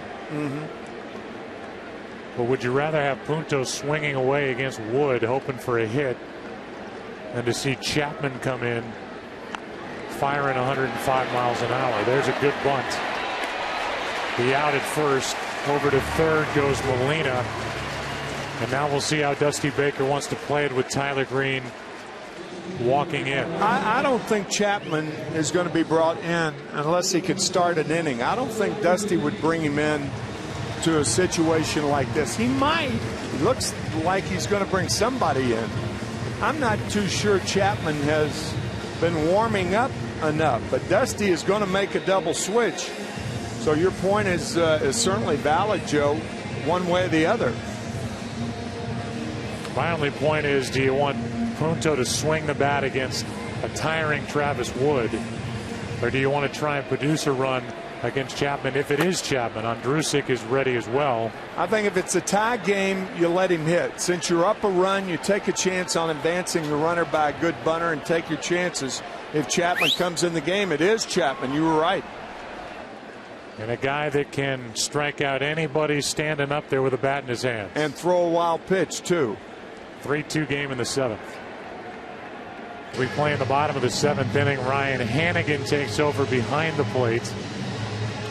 And we were just saying before the break, I don't think Tyler Green, the pinch hitter, has ever rooted against a pitching change harder than he would be rooting against a change here in the 7th with Aroldis Chapman taking over. The flame-throwing left-hander trying to keep this a one-run game. Yeah, and as we went to commercial, I was talking about a wild pitch being not a probability, but a possibility, particularly since you have a new catcher in the game. I can't tell you what it must be like to catch a guy like Aroldis Chapman and be a fresh catcher. You haven't even caught a pitch yet. And here you're in the game in a 7th inning in a one-run ball game. I mean, this is not a giveaway game. It's not a 9-2 ball game. And with a runner on at third base in the infield end, there is a lot of heat on Ryan Hannigan right now. You also noticed Jose Oquendo, the Cardinal third base coach, coming down all the way to talk to Tyler Green. That's right. So could that mean a squeeze? Maybe. He's not easy to hit, and I'm sure he's not easy to bunt. No. So a runner at third with one out. Tyler Green pinch hitting for Salas. 98 for ball one. So much made during the week about his 106-mile-per-hour pitch. Talking about Aroldis Chapman. After 4 days off, dealing with some inflammation in his shoulder. Here's the 1-0. 2-0. What's most impressed Dusty Baker is Chapman's ability to throw strikes. He's come out of the bullpen and missed with the first two. That's why I didn't think Dusty, I beg your pardon, would bring him in a situation like this, where you've got a man on third and less than 2 outs. Good pitch down and in, 2-1. That was a slider from Chapman. He's got a good fastball, a good slider, and a good changeup, and throws 105 miles an hour. So, but a good squeeze situation right here with the count in the Cardinals' favor. Runner at third is Molina. He stays put, and Tyler Green grounds it foul. 2-2. 98-mile-per-hour pitch. Rain picks up Miguel Batista, who started last night's game before a 2-hour, 10-minute rain delay. He's getting ready for St. Louis in their pen.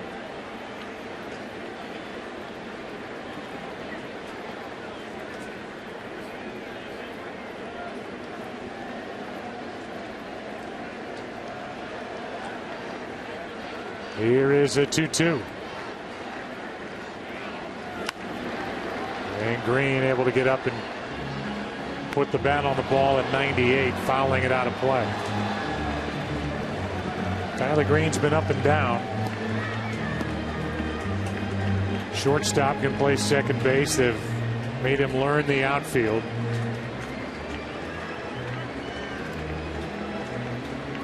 Two bench players just went on the DL. Actually, two players. One bench player, Alan Craig, another starter, Skip Schumacher for the Cardinals. More opportunity for some of the young guys. Here's a 2-2. And a check swing. He went. That's out number 2. What a wicked slider to Green. Watch this ball dive down and out of the strike zone, and Tyler Green goes too far.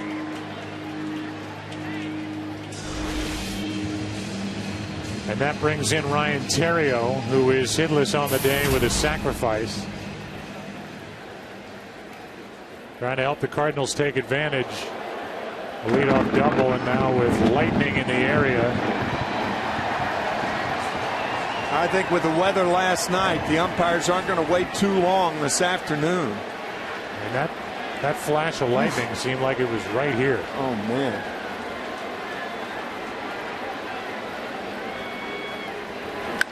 Theriot grounds to short. Janisch hitting over. So a leadoff double, the bunt, and then Chapman shuts down the inning. We go to the 8th. Here in St. Louis, Batista will take over 3-2 Cardinals. The Thunder, and as the rain picked up, they have determined that it's time to get the players off the field and cover up the field here in St. Louis. Although the umpires don't look all that committed to a rain delay, but that's what we're in. Bill Finley, the head of the grounds here at Busch Stadium, came out and gave a report to the umpires. And this is something we expected, although the heavy rain was supposed to happen at 7. As we look at the Doppler radar, it's thunderstorms all over the place, but it looks like you see St. Louis right in the middle of it. Does your telestrator? There you go. There you go. Nice. Thank you. But the majority of the bad stuff looks like it's south of us, and now as they get the tarp on the field, skies are actually maybe a little bit brighter than they were in the bottom of the 7th. We're in the top of the 8th. Miguel Batista about to take over. Maybe it's Batista's fault. Every time he takes the mound, it starts to rain. Through 6 pitches last night in the first inning, and it started to rain, and then when play was renewed, Kyle McClellan, who was scheduled to be the first starter, was the pitcher and the winner ultimately. What we're going to do, and I'm just going to guess, and this will be the kiss of death, but I don't know that this is going to be in the category of a real long delay, because they want to finish the rest of this before the heavy rain hits. And right now it's basically playable. But we'll take a break. When we come back, it'll be Josh Lewin and Eric Karros from San Francisco, where the Braves lead that game 5-1. We're in a rain delay here in St. Louis. With I think one of our top weather guys at Fox Sports, Ken Rosenthal. What do you know, Ken? Joe, I spoke with the crew chief, John Hirschbeck, and he said we are scheduled to go at 6 p.m. local time. As long as another storm doesn't hit, we'll play through. For the Cardinals, Miguel Batista will enter the game as long as he has no problems warming up. And he, of course, was the starter last night before the rain delay. Kenny, can you go through what a high-pressure system is and what that does when it meets a low-pressure system coming through? No, he can't do that.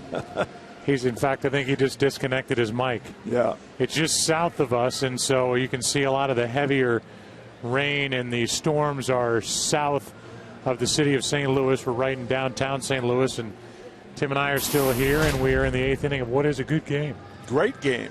And I think that's one of the other reasons that the umpires want to continue it.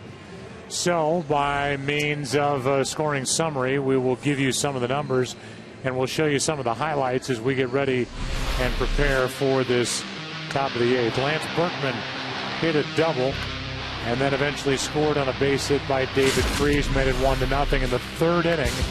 Chris Carpenter on a 3-1 pitch hit a double, was bunted over to 3rd, and scored on a sac fly by Colby Rasmus, 2-0. 6th inning, 3-0 pitch, MVP Joey Votto, opposite field, 2-run home run to tie it, 2-2, and then the guy who'd won the 2 previous NL MVP awards, Albert Pujols, untied it with a shot over the Reds bullpen and into the bleachers to make it 3-2. That's where we are right now. It has been a rainy homestand for the Cardinals against Washington. They ended up playing a day-night doubleheader on Wednesday last night, 2 hours, 10 minutes.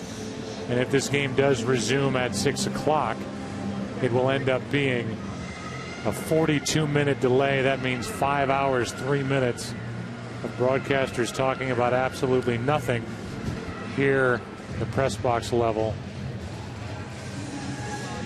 And while we have a moment before the Cardinals retake the field, here comes Batista out of the bullpen.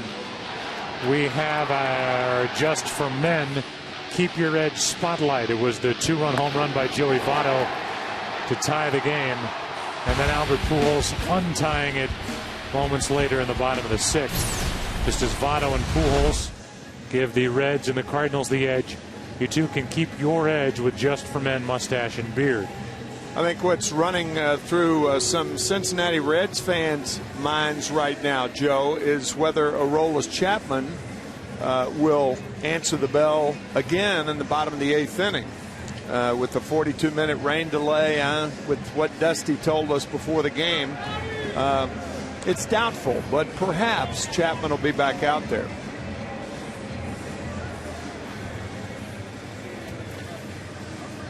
The Cardinals got off to a slow start this season. They started out 2-6. They had a heartbreaking loss here in the home opener. Albert Pujols was not hitting. And so because of that, everybody around these parts was wondering what in the world was going on with the St. Louis Cardinals. Our Ken Rosenthal sat down with Albert Pujols prior to today's game, and that was the topic. Don't worry about it because I know what I've done the last 10 years. So if you tell me that it's 1 weekend in the season, that there's only 7 games in the season, then I'll be worried about it. But when you have 162 games to play and knowing that you have a long season ahead of you, and I'm really strong, not just physically, but mentally. That's part of my game that's so strong that, I don't let little things like that bother me. I know. That's really the way he has operated his entire career. And even though Albert Pujols, Tim, was hitting 150 with 1 extra base hit through the first 10 days of the season, well, he's hit 350 since. He's now hit 6 home runs. He's driven in 12. He's done that over the next 11 games. And there is nobody that's watched baseball for more than really hardly any time at all that thought that Albert Pujols would be held down for too long. Yeah, I was thinking the same thing. You don't have to follow the game that closely to know that Albert Pujols is that 10 games during a season is not a big deal, and it's proven to be the case. Miguel Batista is a guy who has done, Tim, a little bit of everything, and a guy who has an impressive resume, not only with the number of teams he's been with, but the number of roles. So if you need him to start, he can start. He closed games for the Toronto Blue Jays. He was a late inning reliever and a starter for the Arizona Diamondbacks, and that's exactly why he is on this team. He got that weird start last night for 6 pitches, and now here in this game he's in there after warming up coming onto the field. They have the delay of 42 minutes, and now he's ready to go.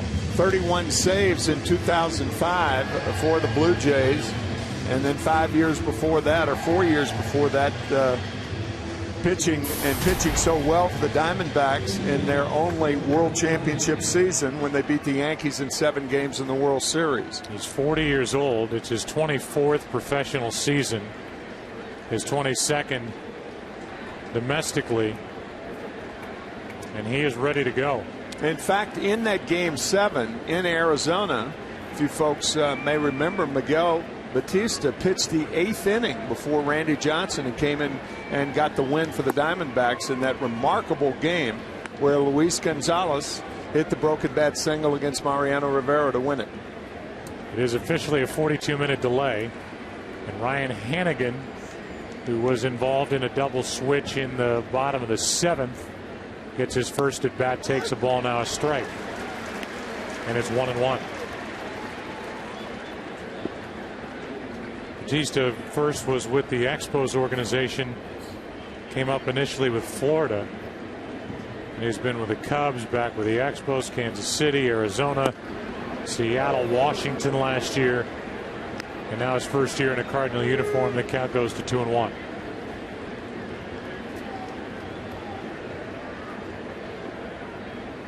Fernando Salas went 1 inning, struck out 1. And here comes a 2-1 pitch to Hannigan. Line drive is foul. Nearly an extra base hit to start this 8th inning in a 3-2 game. Cardinals on top. And the count 2-2. Here we are, April 23rd, 2011, and you look at that 44 out there and realize that this is the anniversary of Henry Aaron's first home run back in 1954, the great number 44. The greatest number 44 to ever play the game, and there have been a lot of them. Braves won that game in 14 innings. Here's a 2-2. And here it is, April 23rd in 1954. Hank Aaron, home run number 1 at Sportsman's Park. Vic Raschi. He was a right fielder in that game, but many of you folks may not know that Henry Aaron played second base in 5 different seasons, and he played as many games as 27 in 1955. It was Bobby Thompson getting hurt in 1955 that sent Aaron to the outfield almost permanently. Pitch jams Hannigan, and the play at first for out number 1.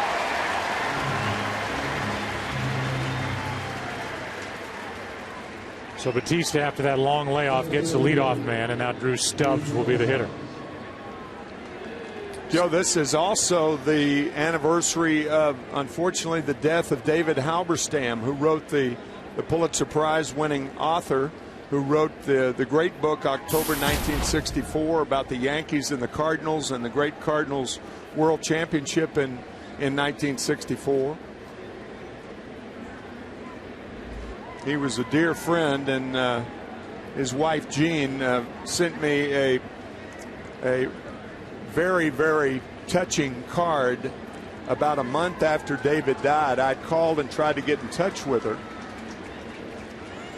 and she sent me a card that it had David at his desk working, and then you flipped it over, and the caption was, "Weren't we lucky?"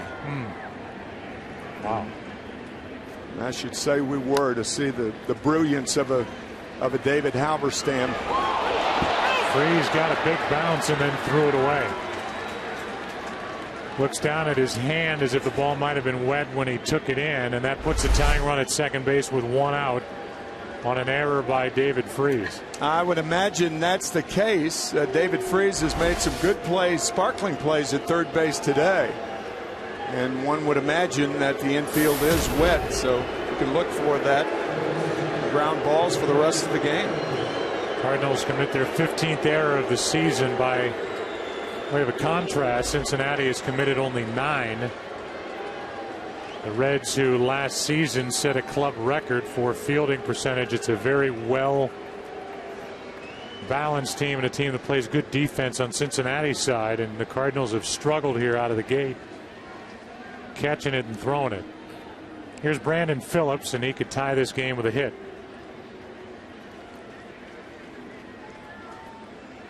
Last night, Phillips went deep into left, his second of the year, and he takes ball one. And then Brandon Phillips, for good measure, absolutely sprinted around the bases. And then danced in the dugout.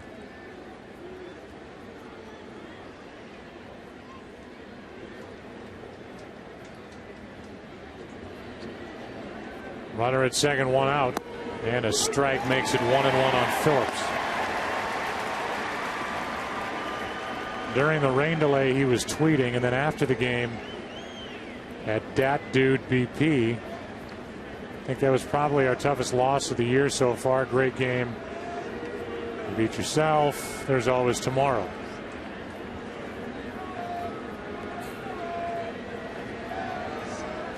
And they count 1 ball, 1 strike.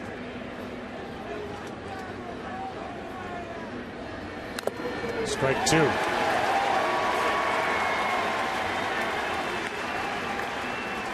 Phillips, who was an absolute steal out of the Indians organization, has done nothing but hit, steal bases, and play a Gold Glove caliber second base for the Reds since they got him in 2007.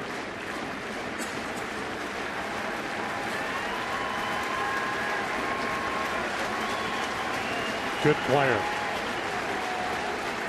And he waits for a 1-2 pitch.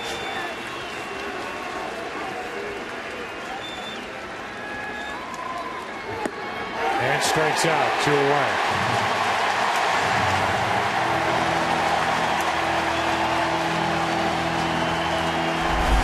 Brandon did not think he went, but he did.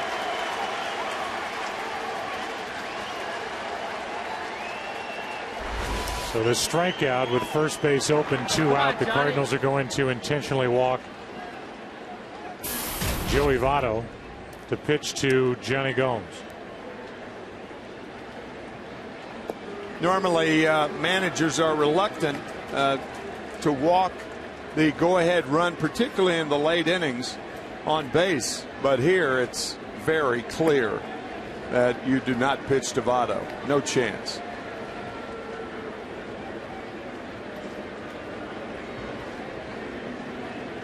There's ball 3. Looks like Batista's having a tough time throwing an intentional ball.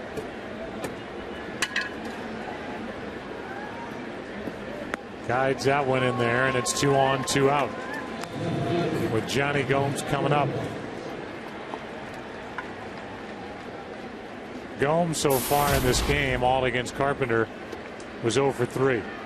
Bounced into a force out, struck out twice. Carpenter went 6, allowed 2 runs on 2 hits. A home run to Votto, struck out 6, walked 3. Fernando Salas, 1 perfect inning, and now Batista trying to pitch around an error.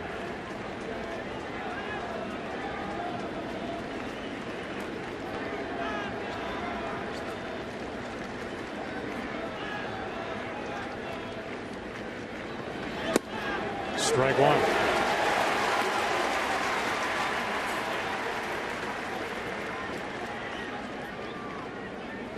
Chris Carpenter had success pitching Gomes away with breaking balls. And a catcher knows that, but a pitcher who's been viewing the ball or the game some 360 feet away may not know that. Ryan Theriot talking to Molina, or I beg your pardon, Nick Punto, about perhaps changing signs. A lot of that's overrated and just gets a pitcher thinking about the wrong things. See that note? John Halama is the last guy to start a game and then work in relief the next day. Batista's the first guy to do it since 2005. Here's an 0-1. 2 on, 2 out. Johnny Gomes in a big spot for the Reds. Strike 2.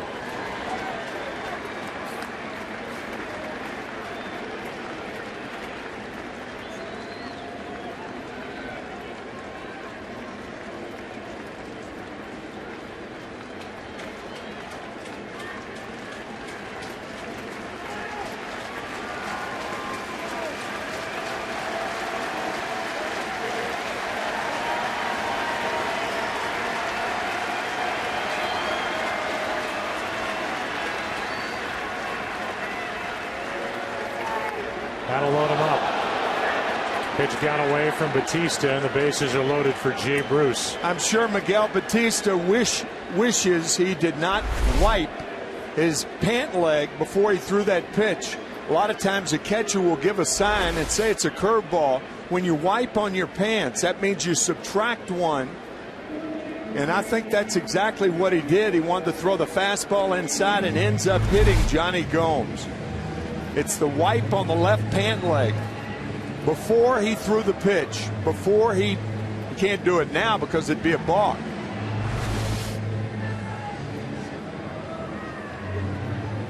Miguel Batista will give way to Trevor Miller with the bases loaded. Jay Bruce coming up. He's talking to Molina, and I wouldn't say he's arguing, but that was not casual conversation that he had with Yadier Molina. So Trevor Miller in, bases loaded, 2 out. Jay Bruce coming up in a 1-run game in the 8th. The bases loaded and 2 out. He misses outside to Jay Bruce.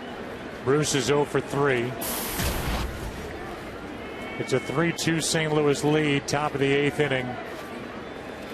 Reds missed chances all night last night. They've got one here, and there's strike 1. Right at Tony La Russa in the corner of the Cardinal dugout. 1 ball, 1 strike. Stubbs and Votto and Gomes are the runners. Reds are desperate for a base hit with runners in scoring position. They were 1 for 13 last night. Bruce, strike 2. That breaking ball when Trevor Miller, the only left-hander in the Cardinals bullpen, drops down, he's particularly effective. He could throw that fastball when dropping down also. Here's a 1-2. 2-2.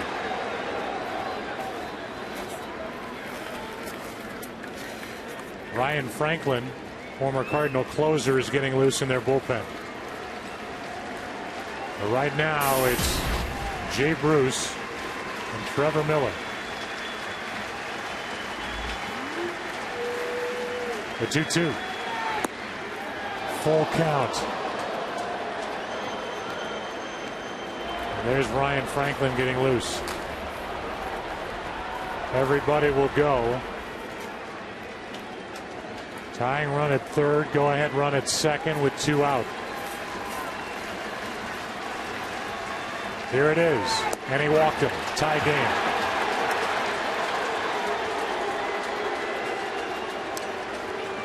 And this game is tied without benefit of a hit. Yeah, the error and then 3 walks. I beg your pardon, 2 walks.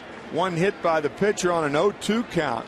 And then after running the count to 1-2, Trevor Miller loses the left-handed batting Jay Bruce, and now Franklin will be in the game. How about this situation for a guy whose job as a closer was taken away from him 5 days ago? Here you go, Ryan. Yep. Little low pressure situation. Bases loaded, tie game. Wow. 2 out. Here's the error that opened the door for Cincinnati. Freeze threw it away, and now it's a 3-3 game in the 8th. Opportunities, and he will work to Miguel Cairo in a tie game, 8th inning, bases loaded, 2 out. There are the numbers in the long career of Miguel Cairo with the bases loaded. And Franklin, who has been the closer, who is no longer the closer, deals strike 1 on the outside corner. 3 of the blown save chances, which totaled 4, came with 2 out for Ryan Franklin, the last one coming on Sunday in L.A. on a home run by Matt Kemp. That was in the bottom of the 10th inning after the Cardinals had taken the lead in the top of the 10th. In the comparison this year to last. It's strike two. Ryan Franklin, who came to the Cardinals, was an all-star in 09. 38 of 43 in save opportunities. Was booed here on Wednesday when he gave up a home run to the Nationals in game one of a day-night doubleheader. They'll cheer him if he can get out of this eighth. The 0-2. Line drive into left field's a hit. 2 runs are going to score, and Cincinnati will lead this game for the first time today. Hanging pitch from Ryan Franklin in Cairo makes it 5-3 Reds. Boy, you think of the last 3 hitters. A hanging breaking ball to Miguel Cairo puts the Reds on top for the first time today. 2 runners score easily. Even Jay Bruce at first base goes to third easily. But an 0-2 hanging slider by Franklin. And now Jeremy Hermida will come off the bench and bat for Chapman. And rocket one into right center field, but it'll hang up. Over to get it is Rasmus. That ends the inning. But not before Cincinnati comes up with 3 in the 8th. And they lead it for the first time this evening, 5-3. Entire season-long adventure. Check out what's going on at MLBFanCave.com. Follow at MLBFanCave on Twitter and MLB Fan Cave page on Facebook. Big 3-run 8th inning for Cincinnati has the Reds on top 5-3. And Logan Ondrusek will take over for Cincinnati with the 2, 3, and 4 hitters coming up for St. Louis.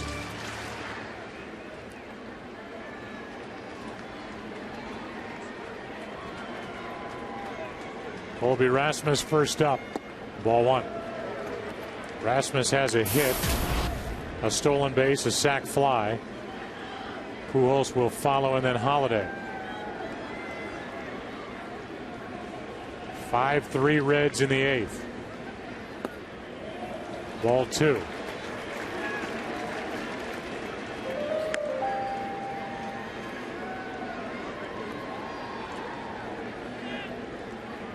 Rasmus hitting .354. He's popped 3 home runs, driven in 10. No win in this game for Chris Carpenter. There's a strike. As a left-hander, Bill Bray gets loose for the Reds.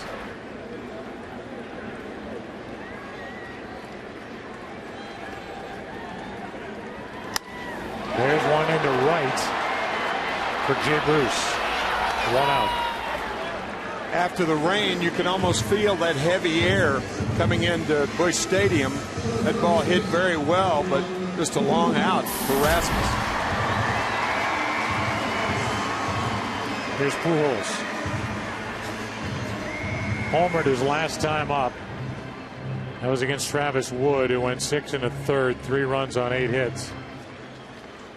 Struck out 5, walked 1, allowed a home run.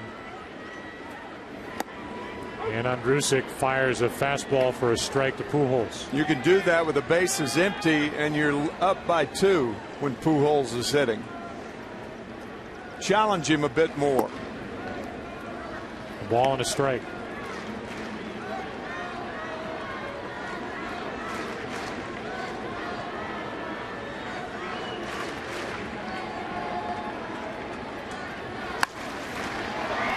Another one for Bruce. Barely had to move, 2 out. With the bases empty, Matt Holliday will be the hitter. So far, Francisco Cordero, the closer for the Reds, has had only 2 save opportunities. As this game is presented by Budweiser, brought to you by Lexus. Escape convention in the radically new Lexus CT Hybrid. By DirecTV, don't just watch TV, DirecTV. And by Valvoline Next Gen. as Holiday takes a pitch low, ball one.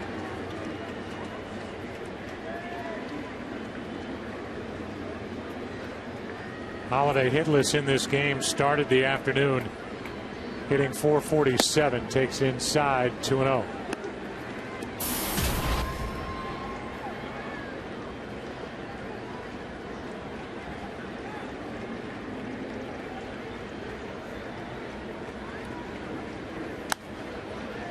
Two balls and a strike.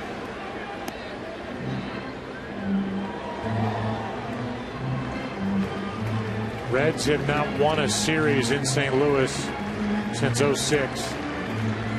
They've been 10-25 since then. They have a chance to win the series if they hang on here this afternoon, tomorrow night.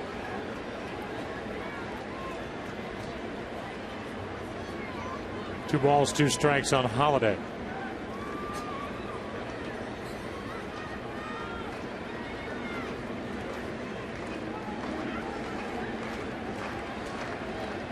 Drusick started and stopped. Chapman 2/3 of an inning, and he is in line for the win. And now Batista is on the hook for the loss, even though he did not allow a hit.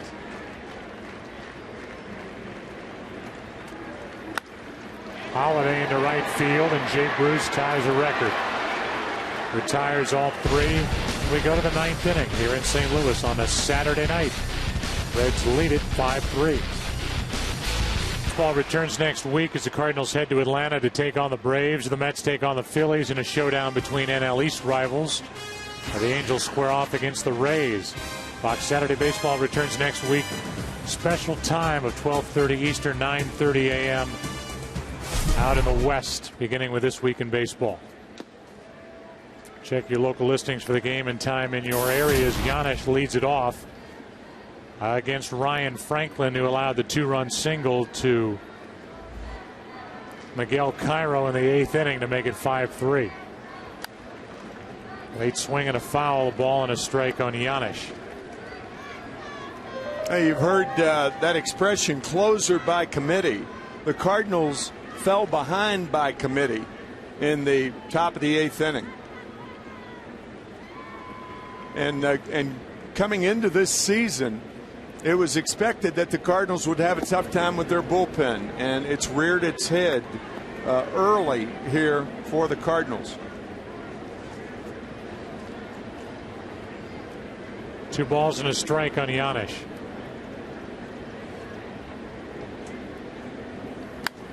And now 2-2.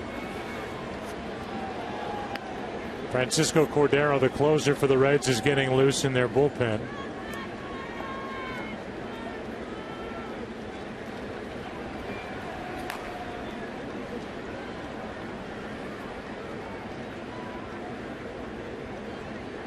Here is a 2-2 pitch. Do it again.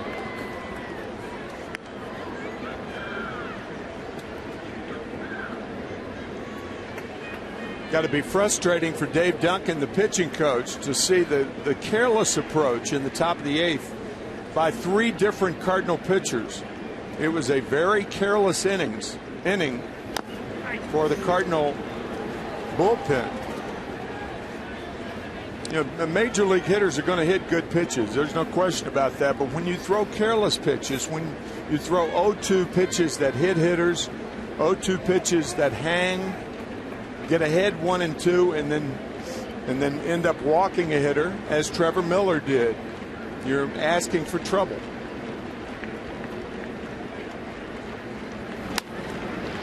Good battle put on here by Giannis.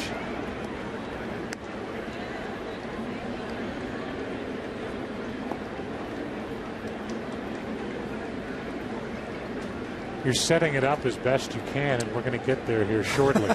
Eventually, yeah. Here is a 2-2 pitch again. And another foul.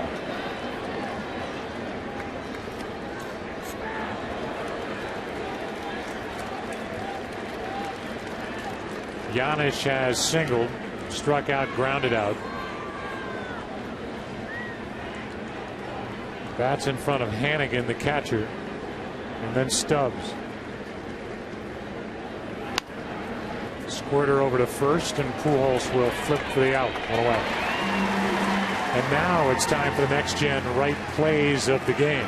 Well, it's a tough game to play, granted, but it shouldn't be a tough game to think. With the count 0-2, runners on at first and second, Miguel Batista hits Johnny Gomes after being ahead 1-2, 3-2 curveball that ties it up, and then an 0-2 slider.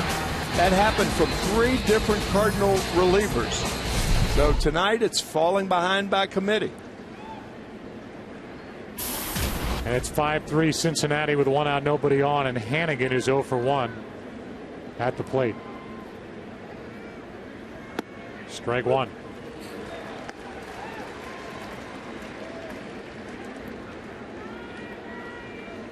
Ryan Hannigan is a guy who spent 5 years in the minor leagues. Splits time with Ramon Hernandez behind the plate.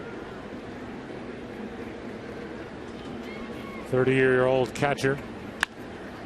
And he shoots one into the right field corner that Berkman won't get to. And that ball hops out of play for a ground rule double. So Hannigan, who was an undrafted player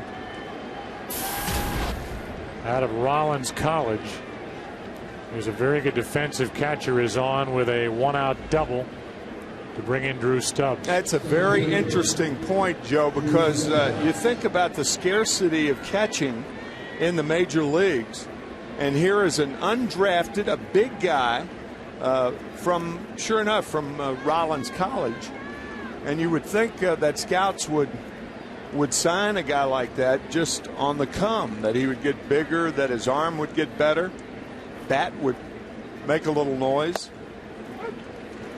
Here's a strike to Stubbs. It's not that unusual to see undrafted players, but when you see an undrafted catcher succeed in the major leagues, that's unusual.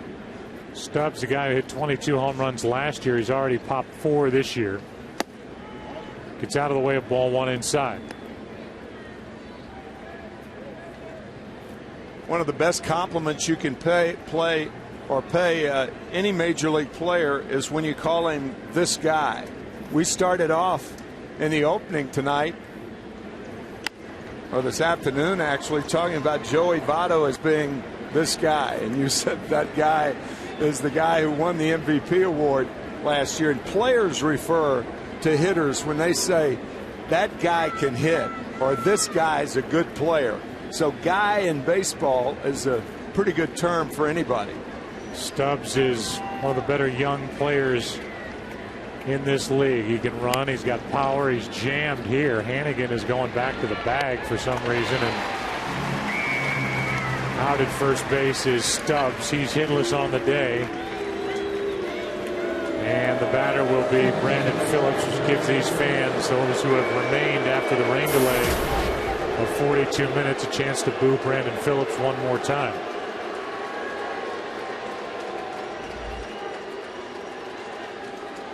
Interesting thing about booing when Phillips is up is that they booed Ryan Franklin on Wednesday, and Phillips came up and they booed him. So now you have a pitcher that's been booed this week and a hitter that was booed all throughout the game and last night too.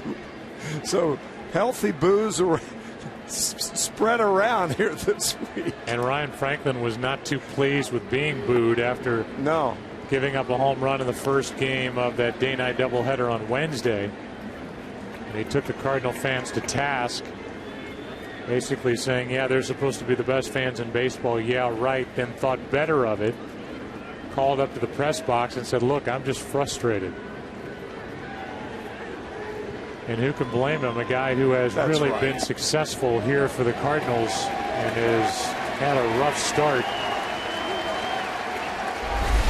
Not emotional about it. This fastball just missing, but Tony La Russa taking up for Ryan, and you know, he's a real good guy and a great guy, in fact, and was frustrated, and what he had to say about the fans, he immediately apologized, and no big deal. Here's a 1-1 to Phillips. Strike 2.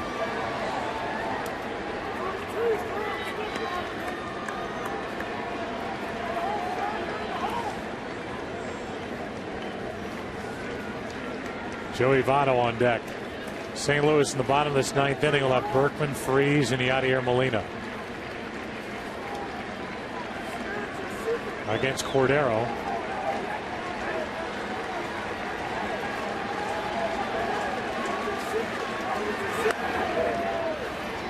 That's Terrio. And a wide throw, another Cardinal error. This Cardinal defense has been very poor to start the season. Yeah, it's kind of the best of gloves and the worst of gloves. You're seeing the best of gloves. We talked about it with the Cincinnati Reds, who led the majors in defense last year. And the Cardinals with some shoddy play here after the rain delay. Terrio made an error in the home opener. That's 6 errors already. Wow. For Ryan Terrio.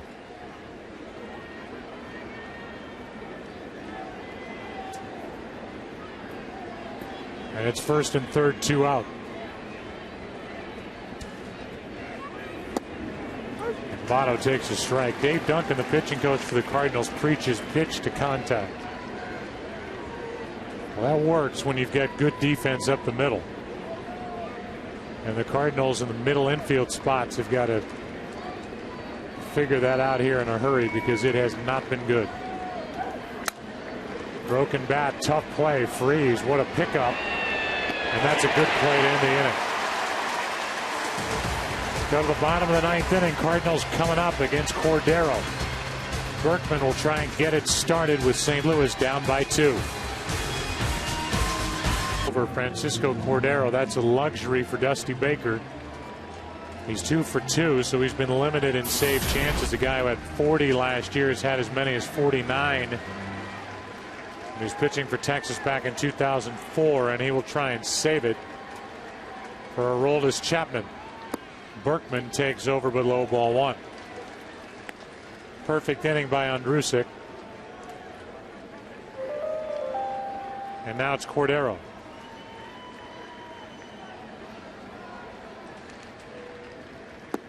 2-0. I think you'll see Berkman take a pitch, even though he's hitless against Cordero for his career. And he rips one, caught by Brandon Phillips for out number 1. Good play by Phillips, the Gold Glove second baseman. Berkman not taking. That would have been automatic 25 years ago, but everybody knows the game has changed. Good play by Phillips. And with 1 out, the batter will be David Freese, who's 2 for 3.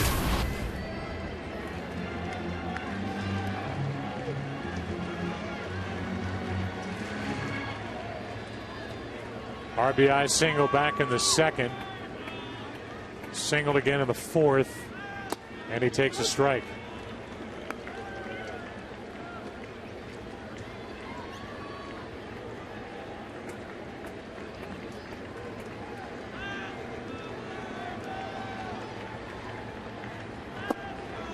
And now strike 2.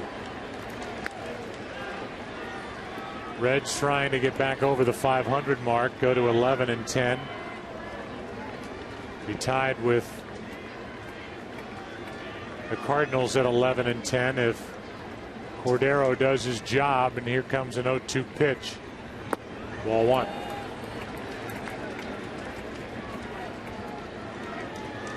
There is a lot to like about this Cincinnati Reds team. The bullpen weapons, the youth, the ability, the rotation depth when they get people back like Homer Bailey and Johnny Cueto.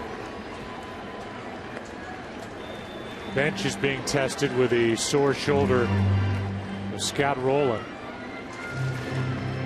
She go position to position around the field, and this is a good Cincinnati club. With a healthy Aroldis Chapman also lurking in the bullpen. What a weapon he is. Giannis stays down on it, 2 out. DirecTV game break. Alex Rodriguez during the week missed time with sore muscle in his side. Here he is up with 2 on, 1 out. This is in the first inning. Knocks home 2 with a double. The Yankees, who are in Baltimore, lead 3-0 in the bottom of the third inning. For most sports in HD, call 1-800-DIRECTV. Here is Molina with 2 out, nobody on.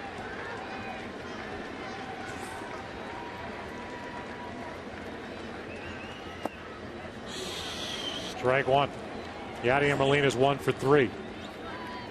Doubled his last time up. Cardinals led 1-0 after 2, then 2-0, tied 2-2, led 3-2 on a Pujols home run in the 6th. But a 3-run 8th inning off a combination of Batista, Trevor Miller, and Ryan Franklin. And the Reds are on their way to a split of the first 2 games of this 3-game series.